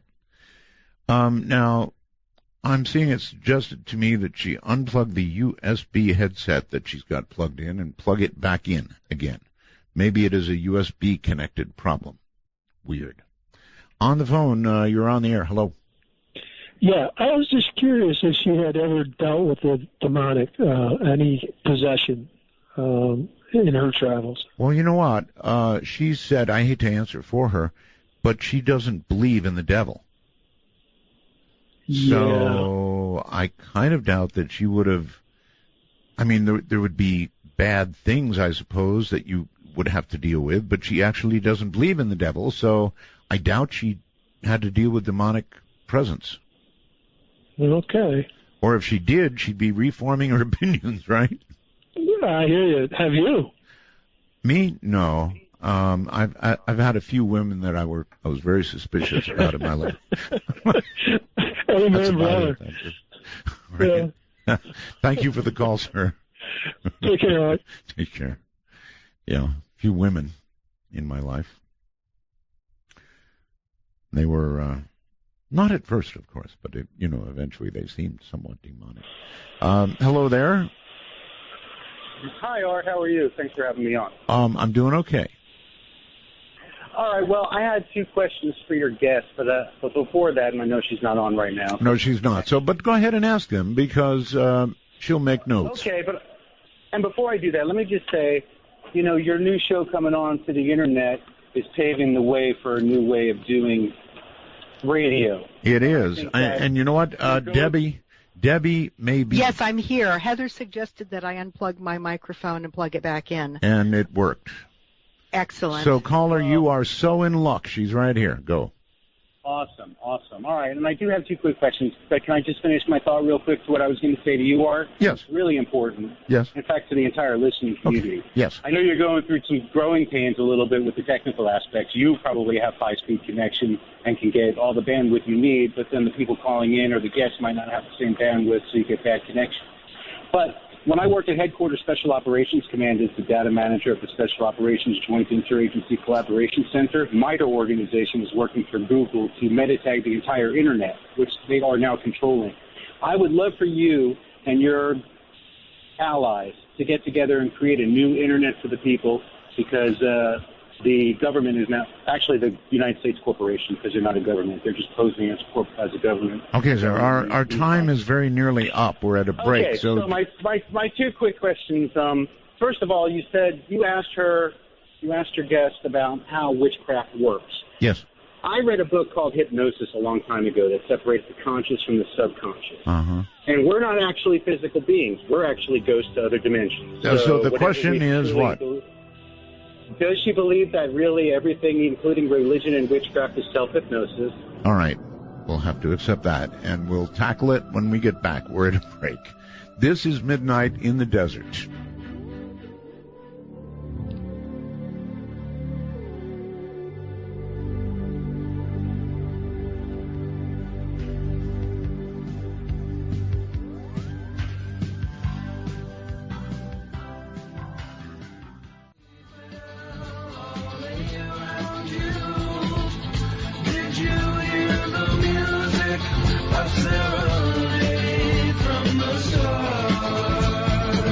To initiate a dialogue sequence with Art Bell, please coordinate your phalanges and call 1-952-225-5278. That's 1-952-CALL-ART. Interesting. Very, very interesting, actually. Every time we've had trouble, every time Debbie's audio has begun to deteriorate, there is somebody named Linda, last name G, you know who you are, who's been calling me. And I keep thinking, oh, that's Debbie recalling. And it's not. It's Linda, but I wonder what Linda's doing. Because the only time she calls is after I've had trouble, and Debbie and I have disconnected. Very odd. You don't know a witch named Linda, do you, Debbie? No, I don't, but I'm intrigued. So am I. I mean, every time we've had a problem, that call starts to come in. And it's on the screen as I'm, sitting here trying to reconnect with you. And that's what had me call you Linda, and it's happened twice, if not three times now, and I think Linda's after us. So, I don't know. Keep it in mind. I will do that. All right, so the conscious, the unconscious, he was asking a question before the break. Yes. I was very confused by his question, quite honestly. Well, I think he was asking if witchcraft is a combination of both used together, I guess. Well, we're certainly all... When you project intent, for example. Yes. Right? When you project intent, it may well be both. Yes, I'd like to think that we are integrated human beings. And that we we come together with everything that we have. Mm-hmm. Okay. All right. Let's try Skype again. I'm ever hopeful. Brad? Good evening. I think I'm here. I think you are here, yes. Okay, my devices are down. Good. I would like to say blessed greetings to a fellow sister witch. Blessed be, Brad. Blessed be. You had mentioned earlier that you gave worship to Bast, But you also mentioned another name earlier on, and I was listening on shortwave, and there was a bit of noise. You said Bast is your familiar, or Bast is your primary? Bast is my primary goddess form. Goddess. Yes. I think you must have heard Mr. Butch, who is my familiar and my dear, wonderful kitty. Ah, yes. Okay, that's good. I was sitting here scratching my head and saying Bast, but anyway, I have seen a lot of the chat traffic tonight, and yes, there have been trolls, but I just want to let some of the others know that I am also a practicing witch. I just about knocked over one of my cauldrons trying to get my headphones. And I at first thought, okay, real witch, do the air quotes. Okay, and as far as I have listened tonight, it sets well with the Heart Full of Souls. I've been practicing for about 25 years as a pagan, and I would assume that you would qualify yourself as a pagan. Well, certainly, witches are pagans. Yes. Yes. Okay. I'm more of a Celtic witch mage, so different traditions, different paths, but we do respect each other. My goddess is Macaw, my lord and lady are the Morrigan and the Dagda, and I'm sure other Celts are out there going, huzzah! All right, sir. I'm also been referred to as the snarky pagan. Do you find that using a bit of humor and, yes, the ritual thing, and I want to get back to the ritual thing that you said, and I'm going to try and hurry this up, Art, because I've been in radio too. Doing ritual, setting the stage, do you find that when you do, ground cast call the circle, do the ritual thing, it actually does build the intent, and you collect that magic, that energy work, collect it, focus it, and send it out to whomever or wherever your intent be? All right, that's where we're going to have to hold it. Go ahead. Absolutely. That is the working of a coven together, is to find something that needs fixing or people ask for help, and you get those energies together and make it happen. I think one of the prime examples of this, and this is a story that I love, and it's part of our folklore, and I believe it happened. I believe in 1940, when the Germans were threatening to invade Britain. Several covens met in New Forest and all brought up cones of power and pushed the Nazis back, pushed the Germans back. There's incredible power in working together in groups that work together over a long period of time and know how to work together. And you can't beat those sorts of energies. But yes, you certainly do start gathering them from the time you cast a circle. Let's go back to the ethics question. I want to explore that a little bit. It seems to me that from what I've heard from you, you have more ethics as a witch. Maybe that's a wrong way to put it, but you have a stricter set of ethics as a witch than you may have as an attorney. I mean, many times as an attorney, you realize you are representing somebody who did something very bad. Your job is to the very best of your ability and to zealously defend that person. But that's not a defense you would make as a witch, is it?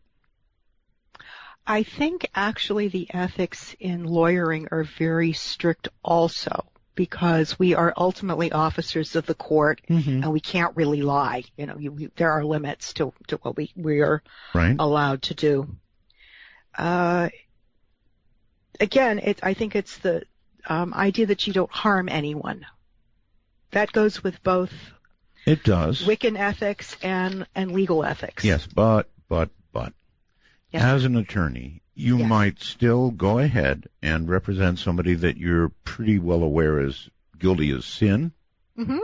Well, absolutely. But as a witch, if you were aware that person was guilty of sin and they were asking your help in some, I don't know what it might be, but you might refuse that help based on your ethics as a witch. I would probably work harder to help them if I knew that they were guilty of something as a witch. Really? Yes. Especially practicing in D.C., something that I have learned is this week's criminal, and I'm using criminal in Brad's air quotes, was last week's victim. I was going to say is next week's senator.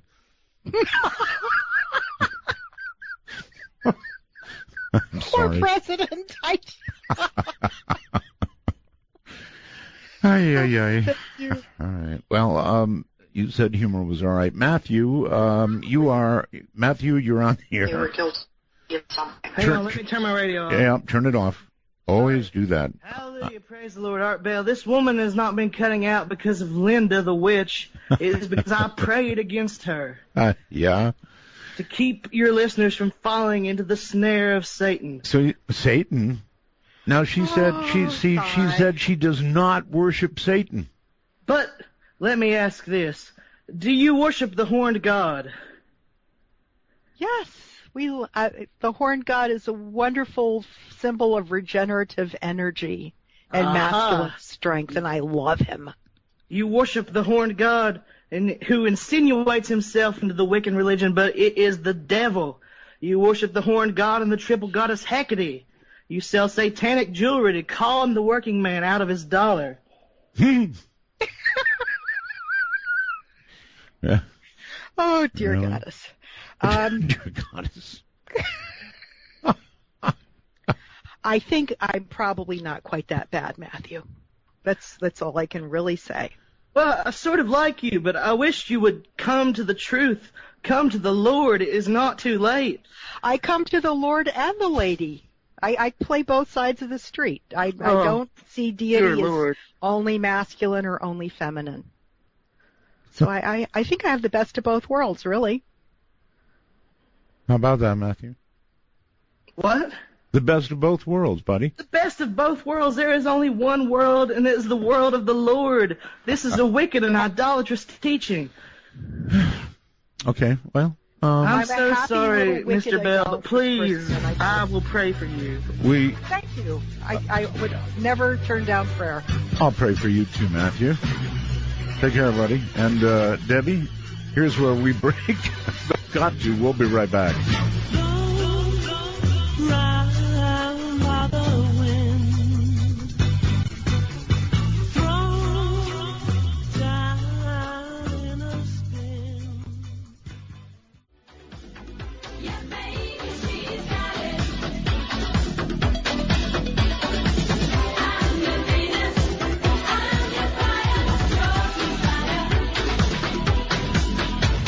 To initiate a dialogue sequence with Art Bell, please coordinate your phalanges and call 1-952-225-5278. That's 1-952-CALL-ART. Phones are absolutely going berserk, so a lot of people obviously want to talk to Debbie. And for obvious reasons, she is the real thing. Debbie Anderson is, I really don't know how to say this in the way it should be said, but she is a very highly placed witch, and I know that's the wrong way to say it. You are way up at the top of the coven.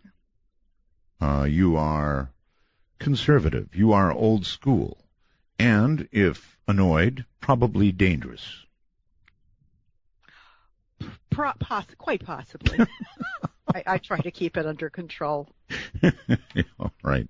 Well, let's continue along and see what we find. If you're up for it.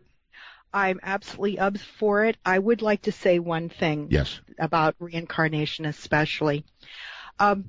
We do reincarnate, I believe, at least in my tradition, as groups. And I'm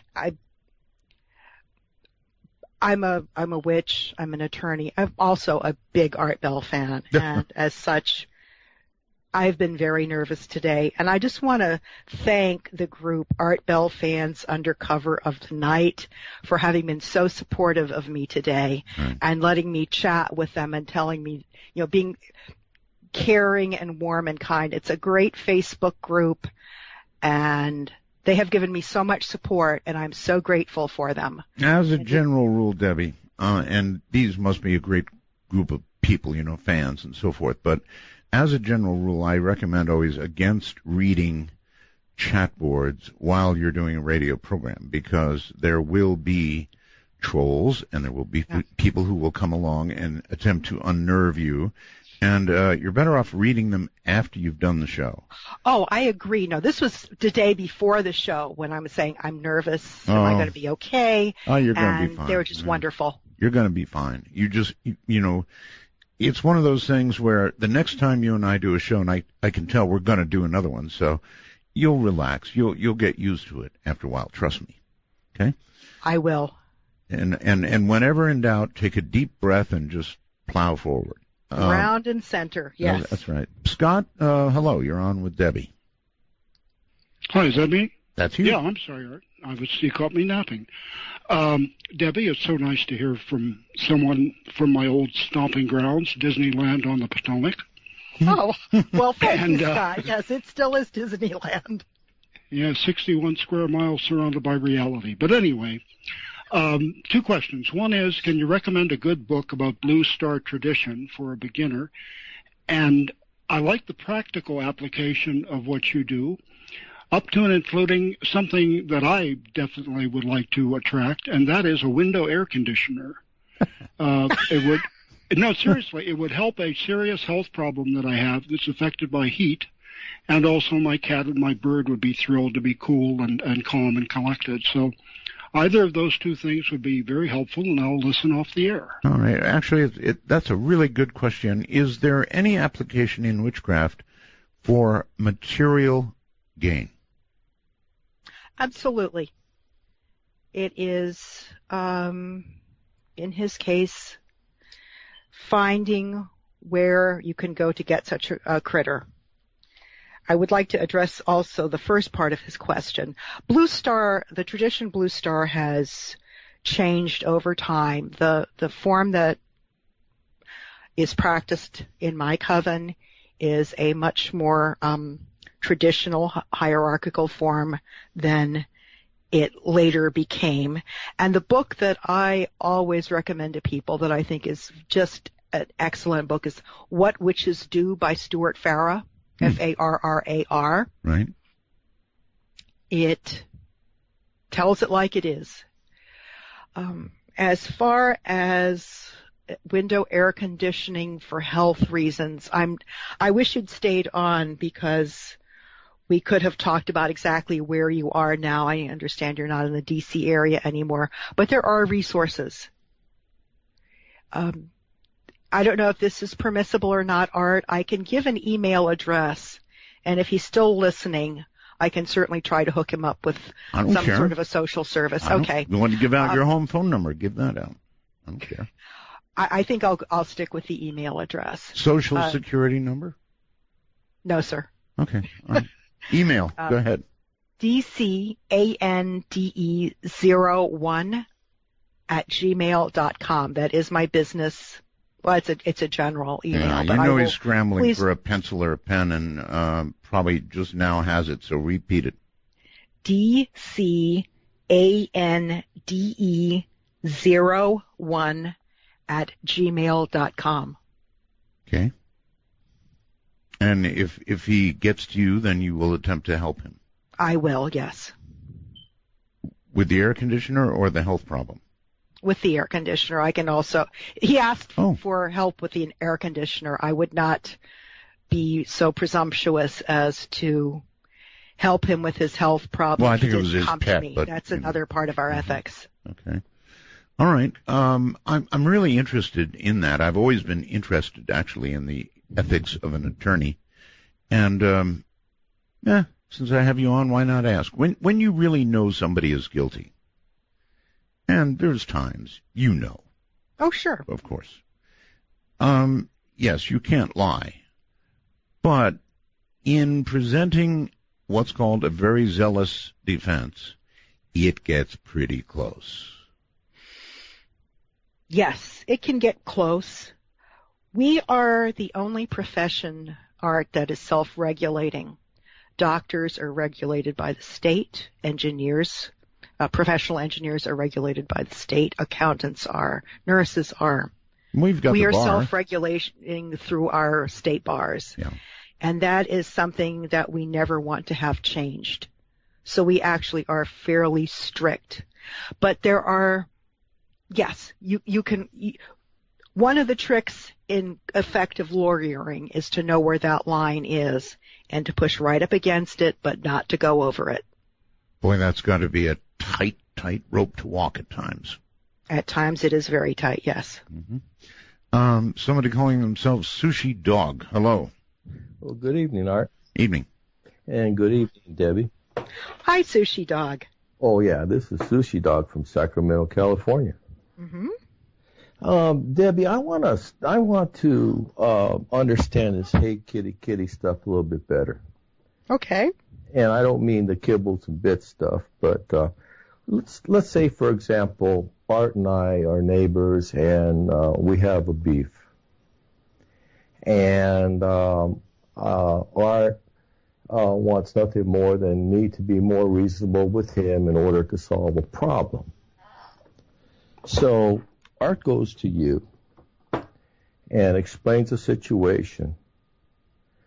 Now, do you go to your cat and have a chat with the cat? I mean, I want to understand where the cat comes in on your witchcraft or whatever it is that you do to help Art try to remedy a situation with, say, an ornery neighbor.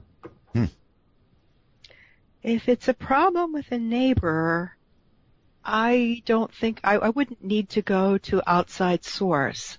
I would try to work with the both of you to iron out the problem. I would be using much more lawyer skills than I would be Wiccan skills, quite honestly. Well, but what I'm getting at, Debbie, is this. There's this black cat involved, correct? I'm sorry? There's a black cat. I don't think she ever said black. Yes, Bast is represented as the black cat. Okay. Oh, so there's no real live black cat that you're talking about? The goddess that I work with is Bast, who is represented as a black cat. In my household, I have a little black cat named Sakmet. I have another little black and white cat named Max. And my main man of the non-human persuasion is Butch. So there are real cats here, and they certainly are children of the goddess. Let me try and help the caller. Do you actually pray to the cat, or is the cat just a symbol that you're praying to? I actually pray to a cat. Okay. When I was in law school and away from my husband and my family, I would invoke her almost nightly and put my head on her paws, and she'd lick me to sleep. Okay. I think that's actually what the caller was asking. May not be the answer he wanted, but I think that's... Well, you're spot on, Art. See, I'm still...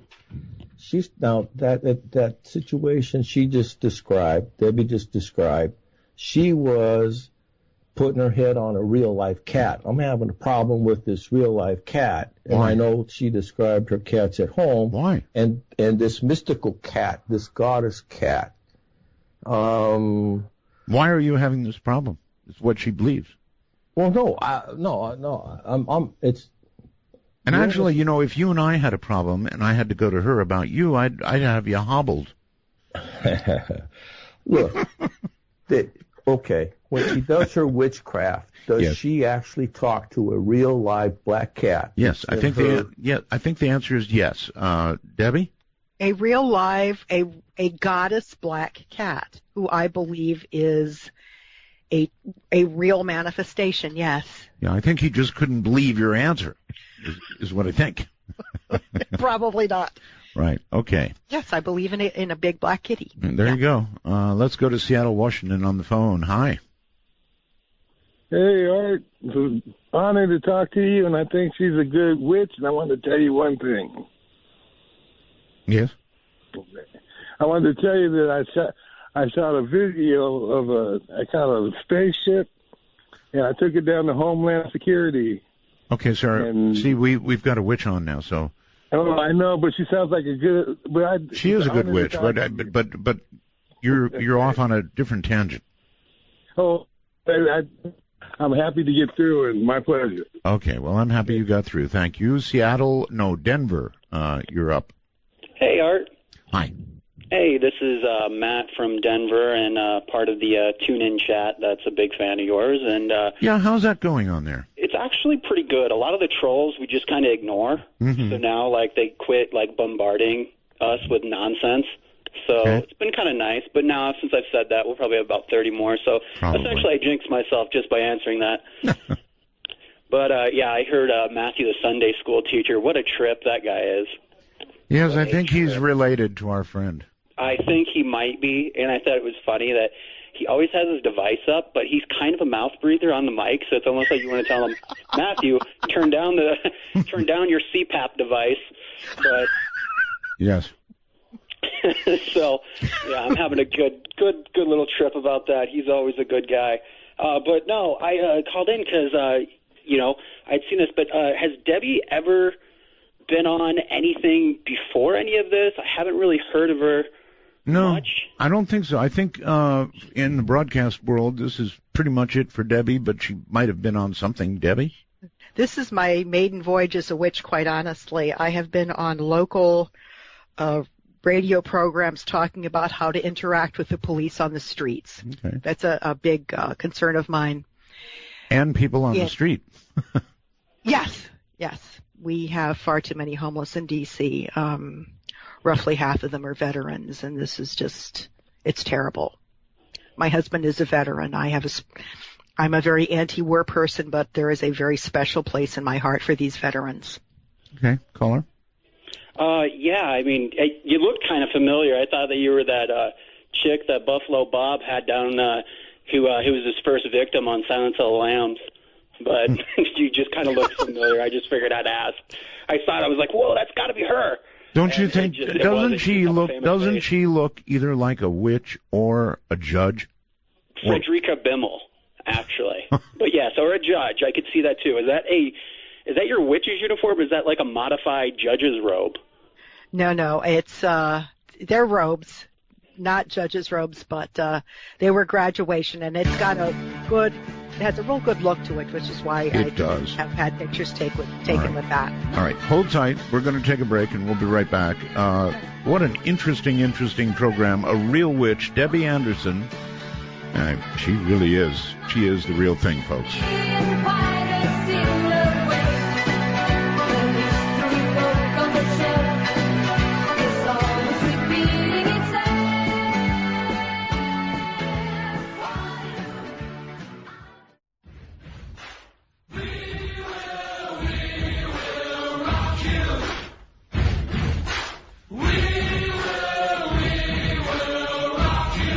Midnight sweeps across America. You found an oasis for the mind. To call Midnight in the Desert, please dial 1-952-CALL-ART. That's 1-952-225-5278. It's coming back, everybody. The NFL. Oh, thank the cat. No kidding. NFL games soon. Okay, my guest is Debbie Anderson, and she's being haunted by Linda. Or Linda's casting a spell or something. It's really weird. So, Debbie.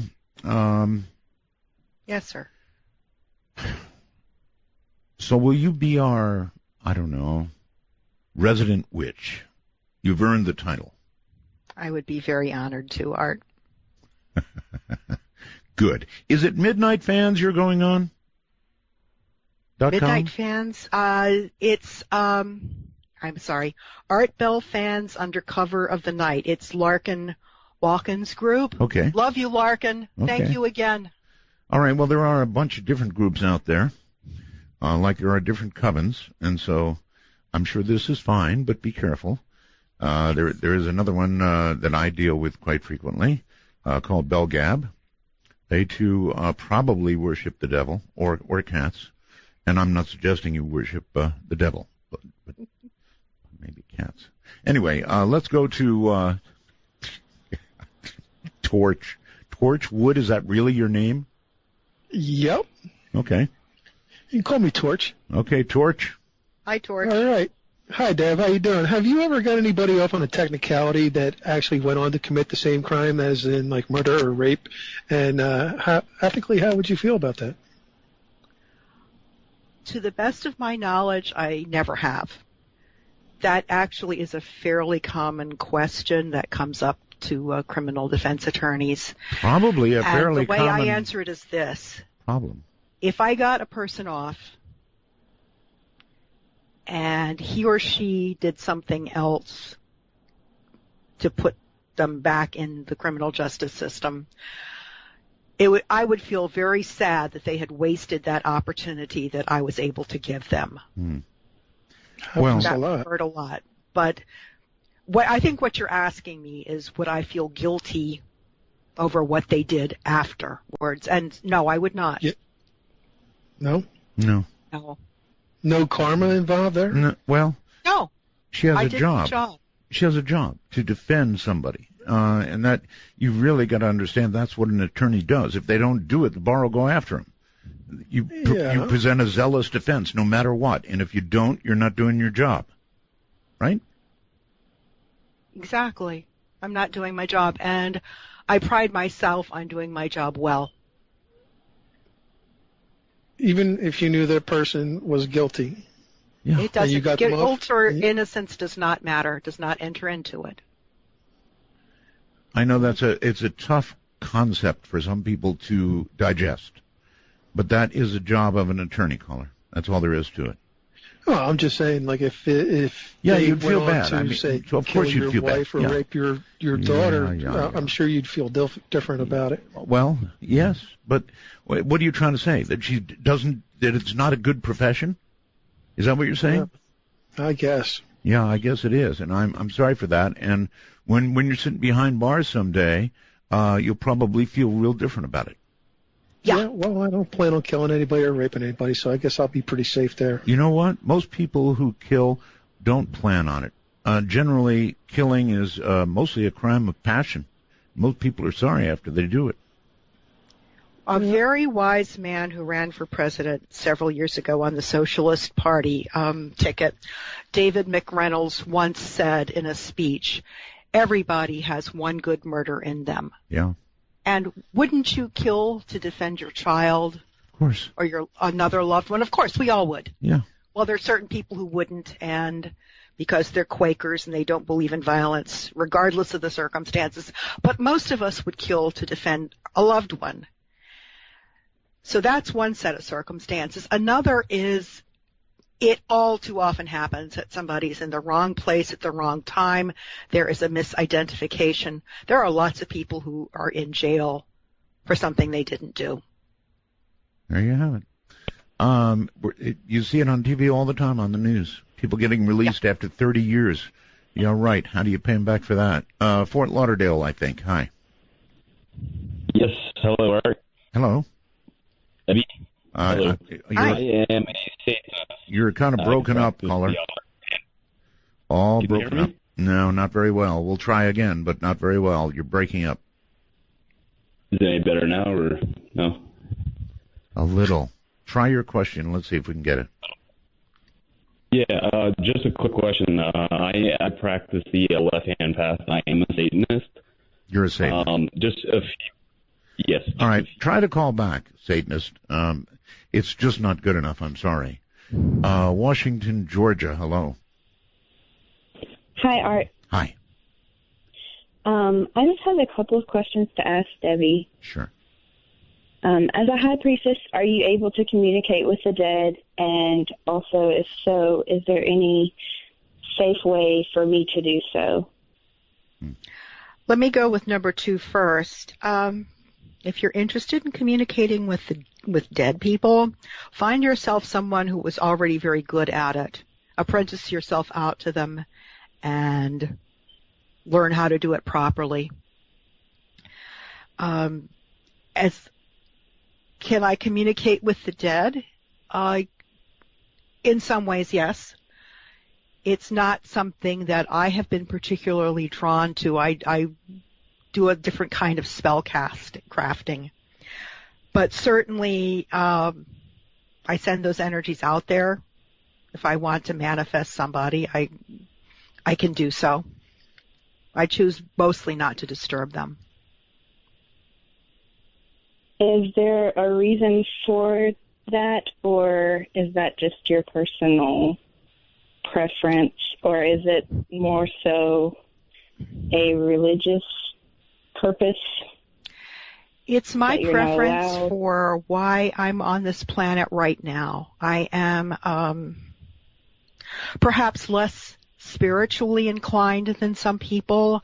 I'm much more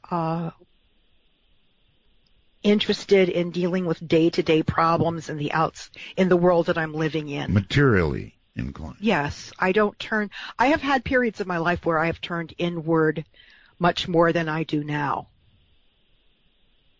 What if it was a situation where you were uncertain of the death, like how someone died, and you wanted to question them on that? Why would I be wanting to know how they died? Why would that be important? This is, I guess, I'm basing it off of my sister's death. I've gone on multiple sites, trying to figure out. I actually spoke to her once through poetry. It didn't really give me what I needed out of it. Okay, so the answer is you're trying to reach your sister. Your sister. Bless your heart, sweetheart. I'm so very sorry that you've had such a painful loss. I would definitely try to find someone in the area. There are metaphysical stores everywhere, and generally there is a person within a metaphysical store who knows someone who is working that way and will help you. But I certainly understand the need to. Okay, well then I have a question. How do you separate the wheat and the chaff? And how do you find somebody who's real? You have to go on your instinct. And you don't be taken in by the first person who comes down the pike. I understand that your need is great and that this is a pain that you want to put to rest. But use some discrimination. Talk to several people. Something that you might try that might help you, that would not involve reaching out, is I'm a Cancer sign, so I'm very involved with water. Get yourself a little dark-colored cup of water or a bowl, something that you find particularly appealing. Fill it with water and just kind of try to look into it and see what you find. Don't expect anything particularly. Don't push for anything. Just be very passive and very open to what comes about. And that might bring you some peace if you get some answers that way. Otherwise, I would certainly go and look for somebody through a metaphysical store. Okay. Does that help you? In some ways, I've had a lot of people tell me, like, meditating, to ask her to come into my dreams and things like that, which hasn't worked so far. So I'll definitely try that and see if it helps. Thank you. Right, thank you. You're very welcome. So, it is possible to communicate with the dead. Oh, absolutely. Is it advisable? Oh, I think it's advisable, yes, especially in this young lady's case where she's got these questions that are clearly causing her a great deal of grief. All right. Answers are always a good thing, even if the answer is that there was, in fact, some, the circumstances were very bad. But at least you'll have answers. All right. Let me flip the question a little bit. Is it advisable to communicate with the dead using something like a Ouija board? Art, I have never been attracted to Ouija boards. I know that some people find them very uncomfortable. I'm one of them. I think that, again, this is something, what are you personally attracted to? Well, with reference to the time that I tried it, I was attracted to the novelty of giving it a try. Now, the clear intent is to have somebody from beyond communicate with you. Yes. My experience was not good. That's all I'll say about it. It was not good. And it seems to me that it depends on the intent into which you enter into one of these attempts. If your intent is just playing around, trying to talk to somebody on the other side, I think that you can clearly attract something you don't want. I completely agree with you. Intent is everything. Oh. Okie doke. Then she may be okay. Quake Guy, whoever this would be, you're on the air. Hello there, Art. Okay, back away from your microphone a little bit. You're too loud. Sorry about that. Is Much that better. a bit better? Thank you. All right. Good evening, Art. Thank you very much so far for an excellent show, and good evening to you too, Debbie. I have two quick questions. Good evening, Quake Guy. Thank you very much. Two quick questions. I'm currently dating a woman who identifies as a witch, and I've asked her recently if she's been doing any magic, just jokingly, and she told me she wasn't able to because she didn't have her book of spells with her. It's currently up north, away from where we currently are. I was wondering if you also require your spell book with you or on hand or within the vicinity in order to do spells. And another second quick question is when you were discussing earlier the ability to materialize things for oneself and to use witchcraft for personal gain, I've been told that that's sort of like a black witch magic. Do you expect some sort of repercussion or some sort of karma imbalance to come from doing that? Okay. And I will take my answer off the air. Thanks a lot, Art. Okay, well, it's two answers. Surely. The spell book. The spell book, it's for me, it's all in my head, and ultimately with witches, it becomes all in your head. You don't need to have your book there. Sure. The second question, is it personal gain? Mm-hmm. Can it ever be considered to be wrong if you're ill and have no money to use witchcraft to get the medications that you need or to find a doctor who will help you? I don't think that's wrong. How about money? If you are poor and you need the money for something, I don't think that's wrong either. How about if you're the Donald and you just want more? Oh, God. Then that's greed, and that is definitely wrong. I see. All right. Very, very, very, very interesting. Let's go to the phone, and whoever is next looks like Pocatello. Hi. Pocatello, Idaho, you've got about 3 seconds. 1, 2, 3. Buffalo, New York, it's your turn. Hi. Hi, Art. Hi, Debbie. Hi. Art, I just want to real quick tell you that Marlene from Buffalo, and I'm the one that called you the first week you were on the air, and I told you to surround yourself with white light. I tried it. So I just wanted to say that this is who I am. Now, and still I have trouble with Skype. With what? Skype. I have trouble. Never mind. I tried the white light. Okay. It was a joke. It fell flat. I'm sorry. I don't think I got that one, but yeah, that's right. Debbie, I have a question for you. You had brought up exactly what I was calling about. Is there something that I can do as far as lighting up a white candle, or how can I work with? I feel good about you. I didn't like Blanche when she was on the show.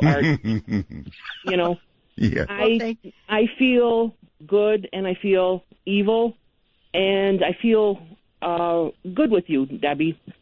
Thank and that's you. why I'm calling to ask, because I need to keep my home. and in so doing, I had experienced a loss in the family, so I took care of her, and it cost me some income because I had to stay home. So it hurt me in the long run, and I'm on a fixed income. Is there something that I can do to help me generate a little bit extra cash flow to make my life a little easier and keep my home? I'm a great believer in candle magic. Marlene, I would suggest that you get a candle and wrap a green ribbon around it. Green is kind of the universal symbol for money. Mm-hmm. And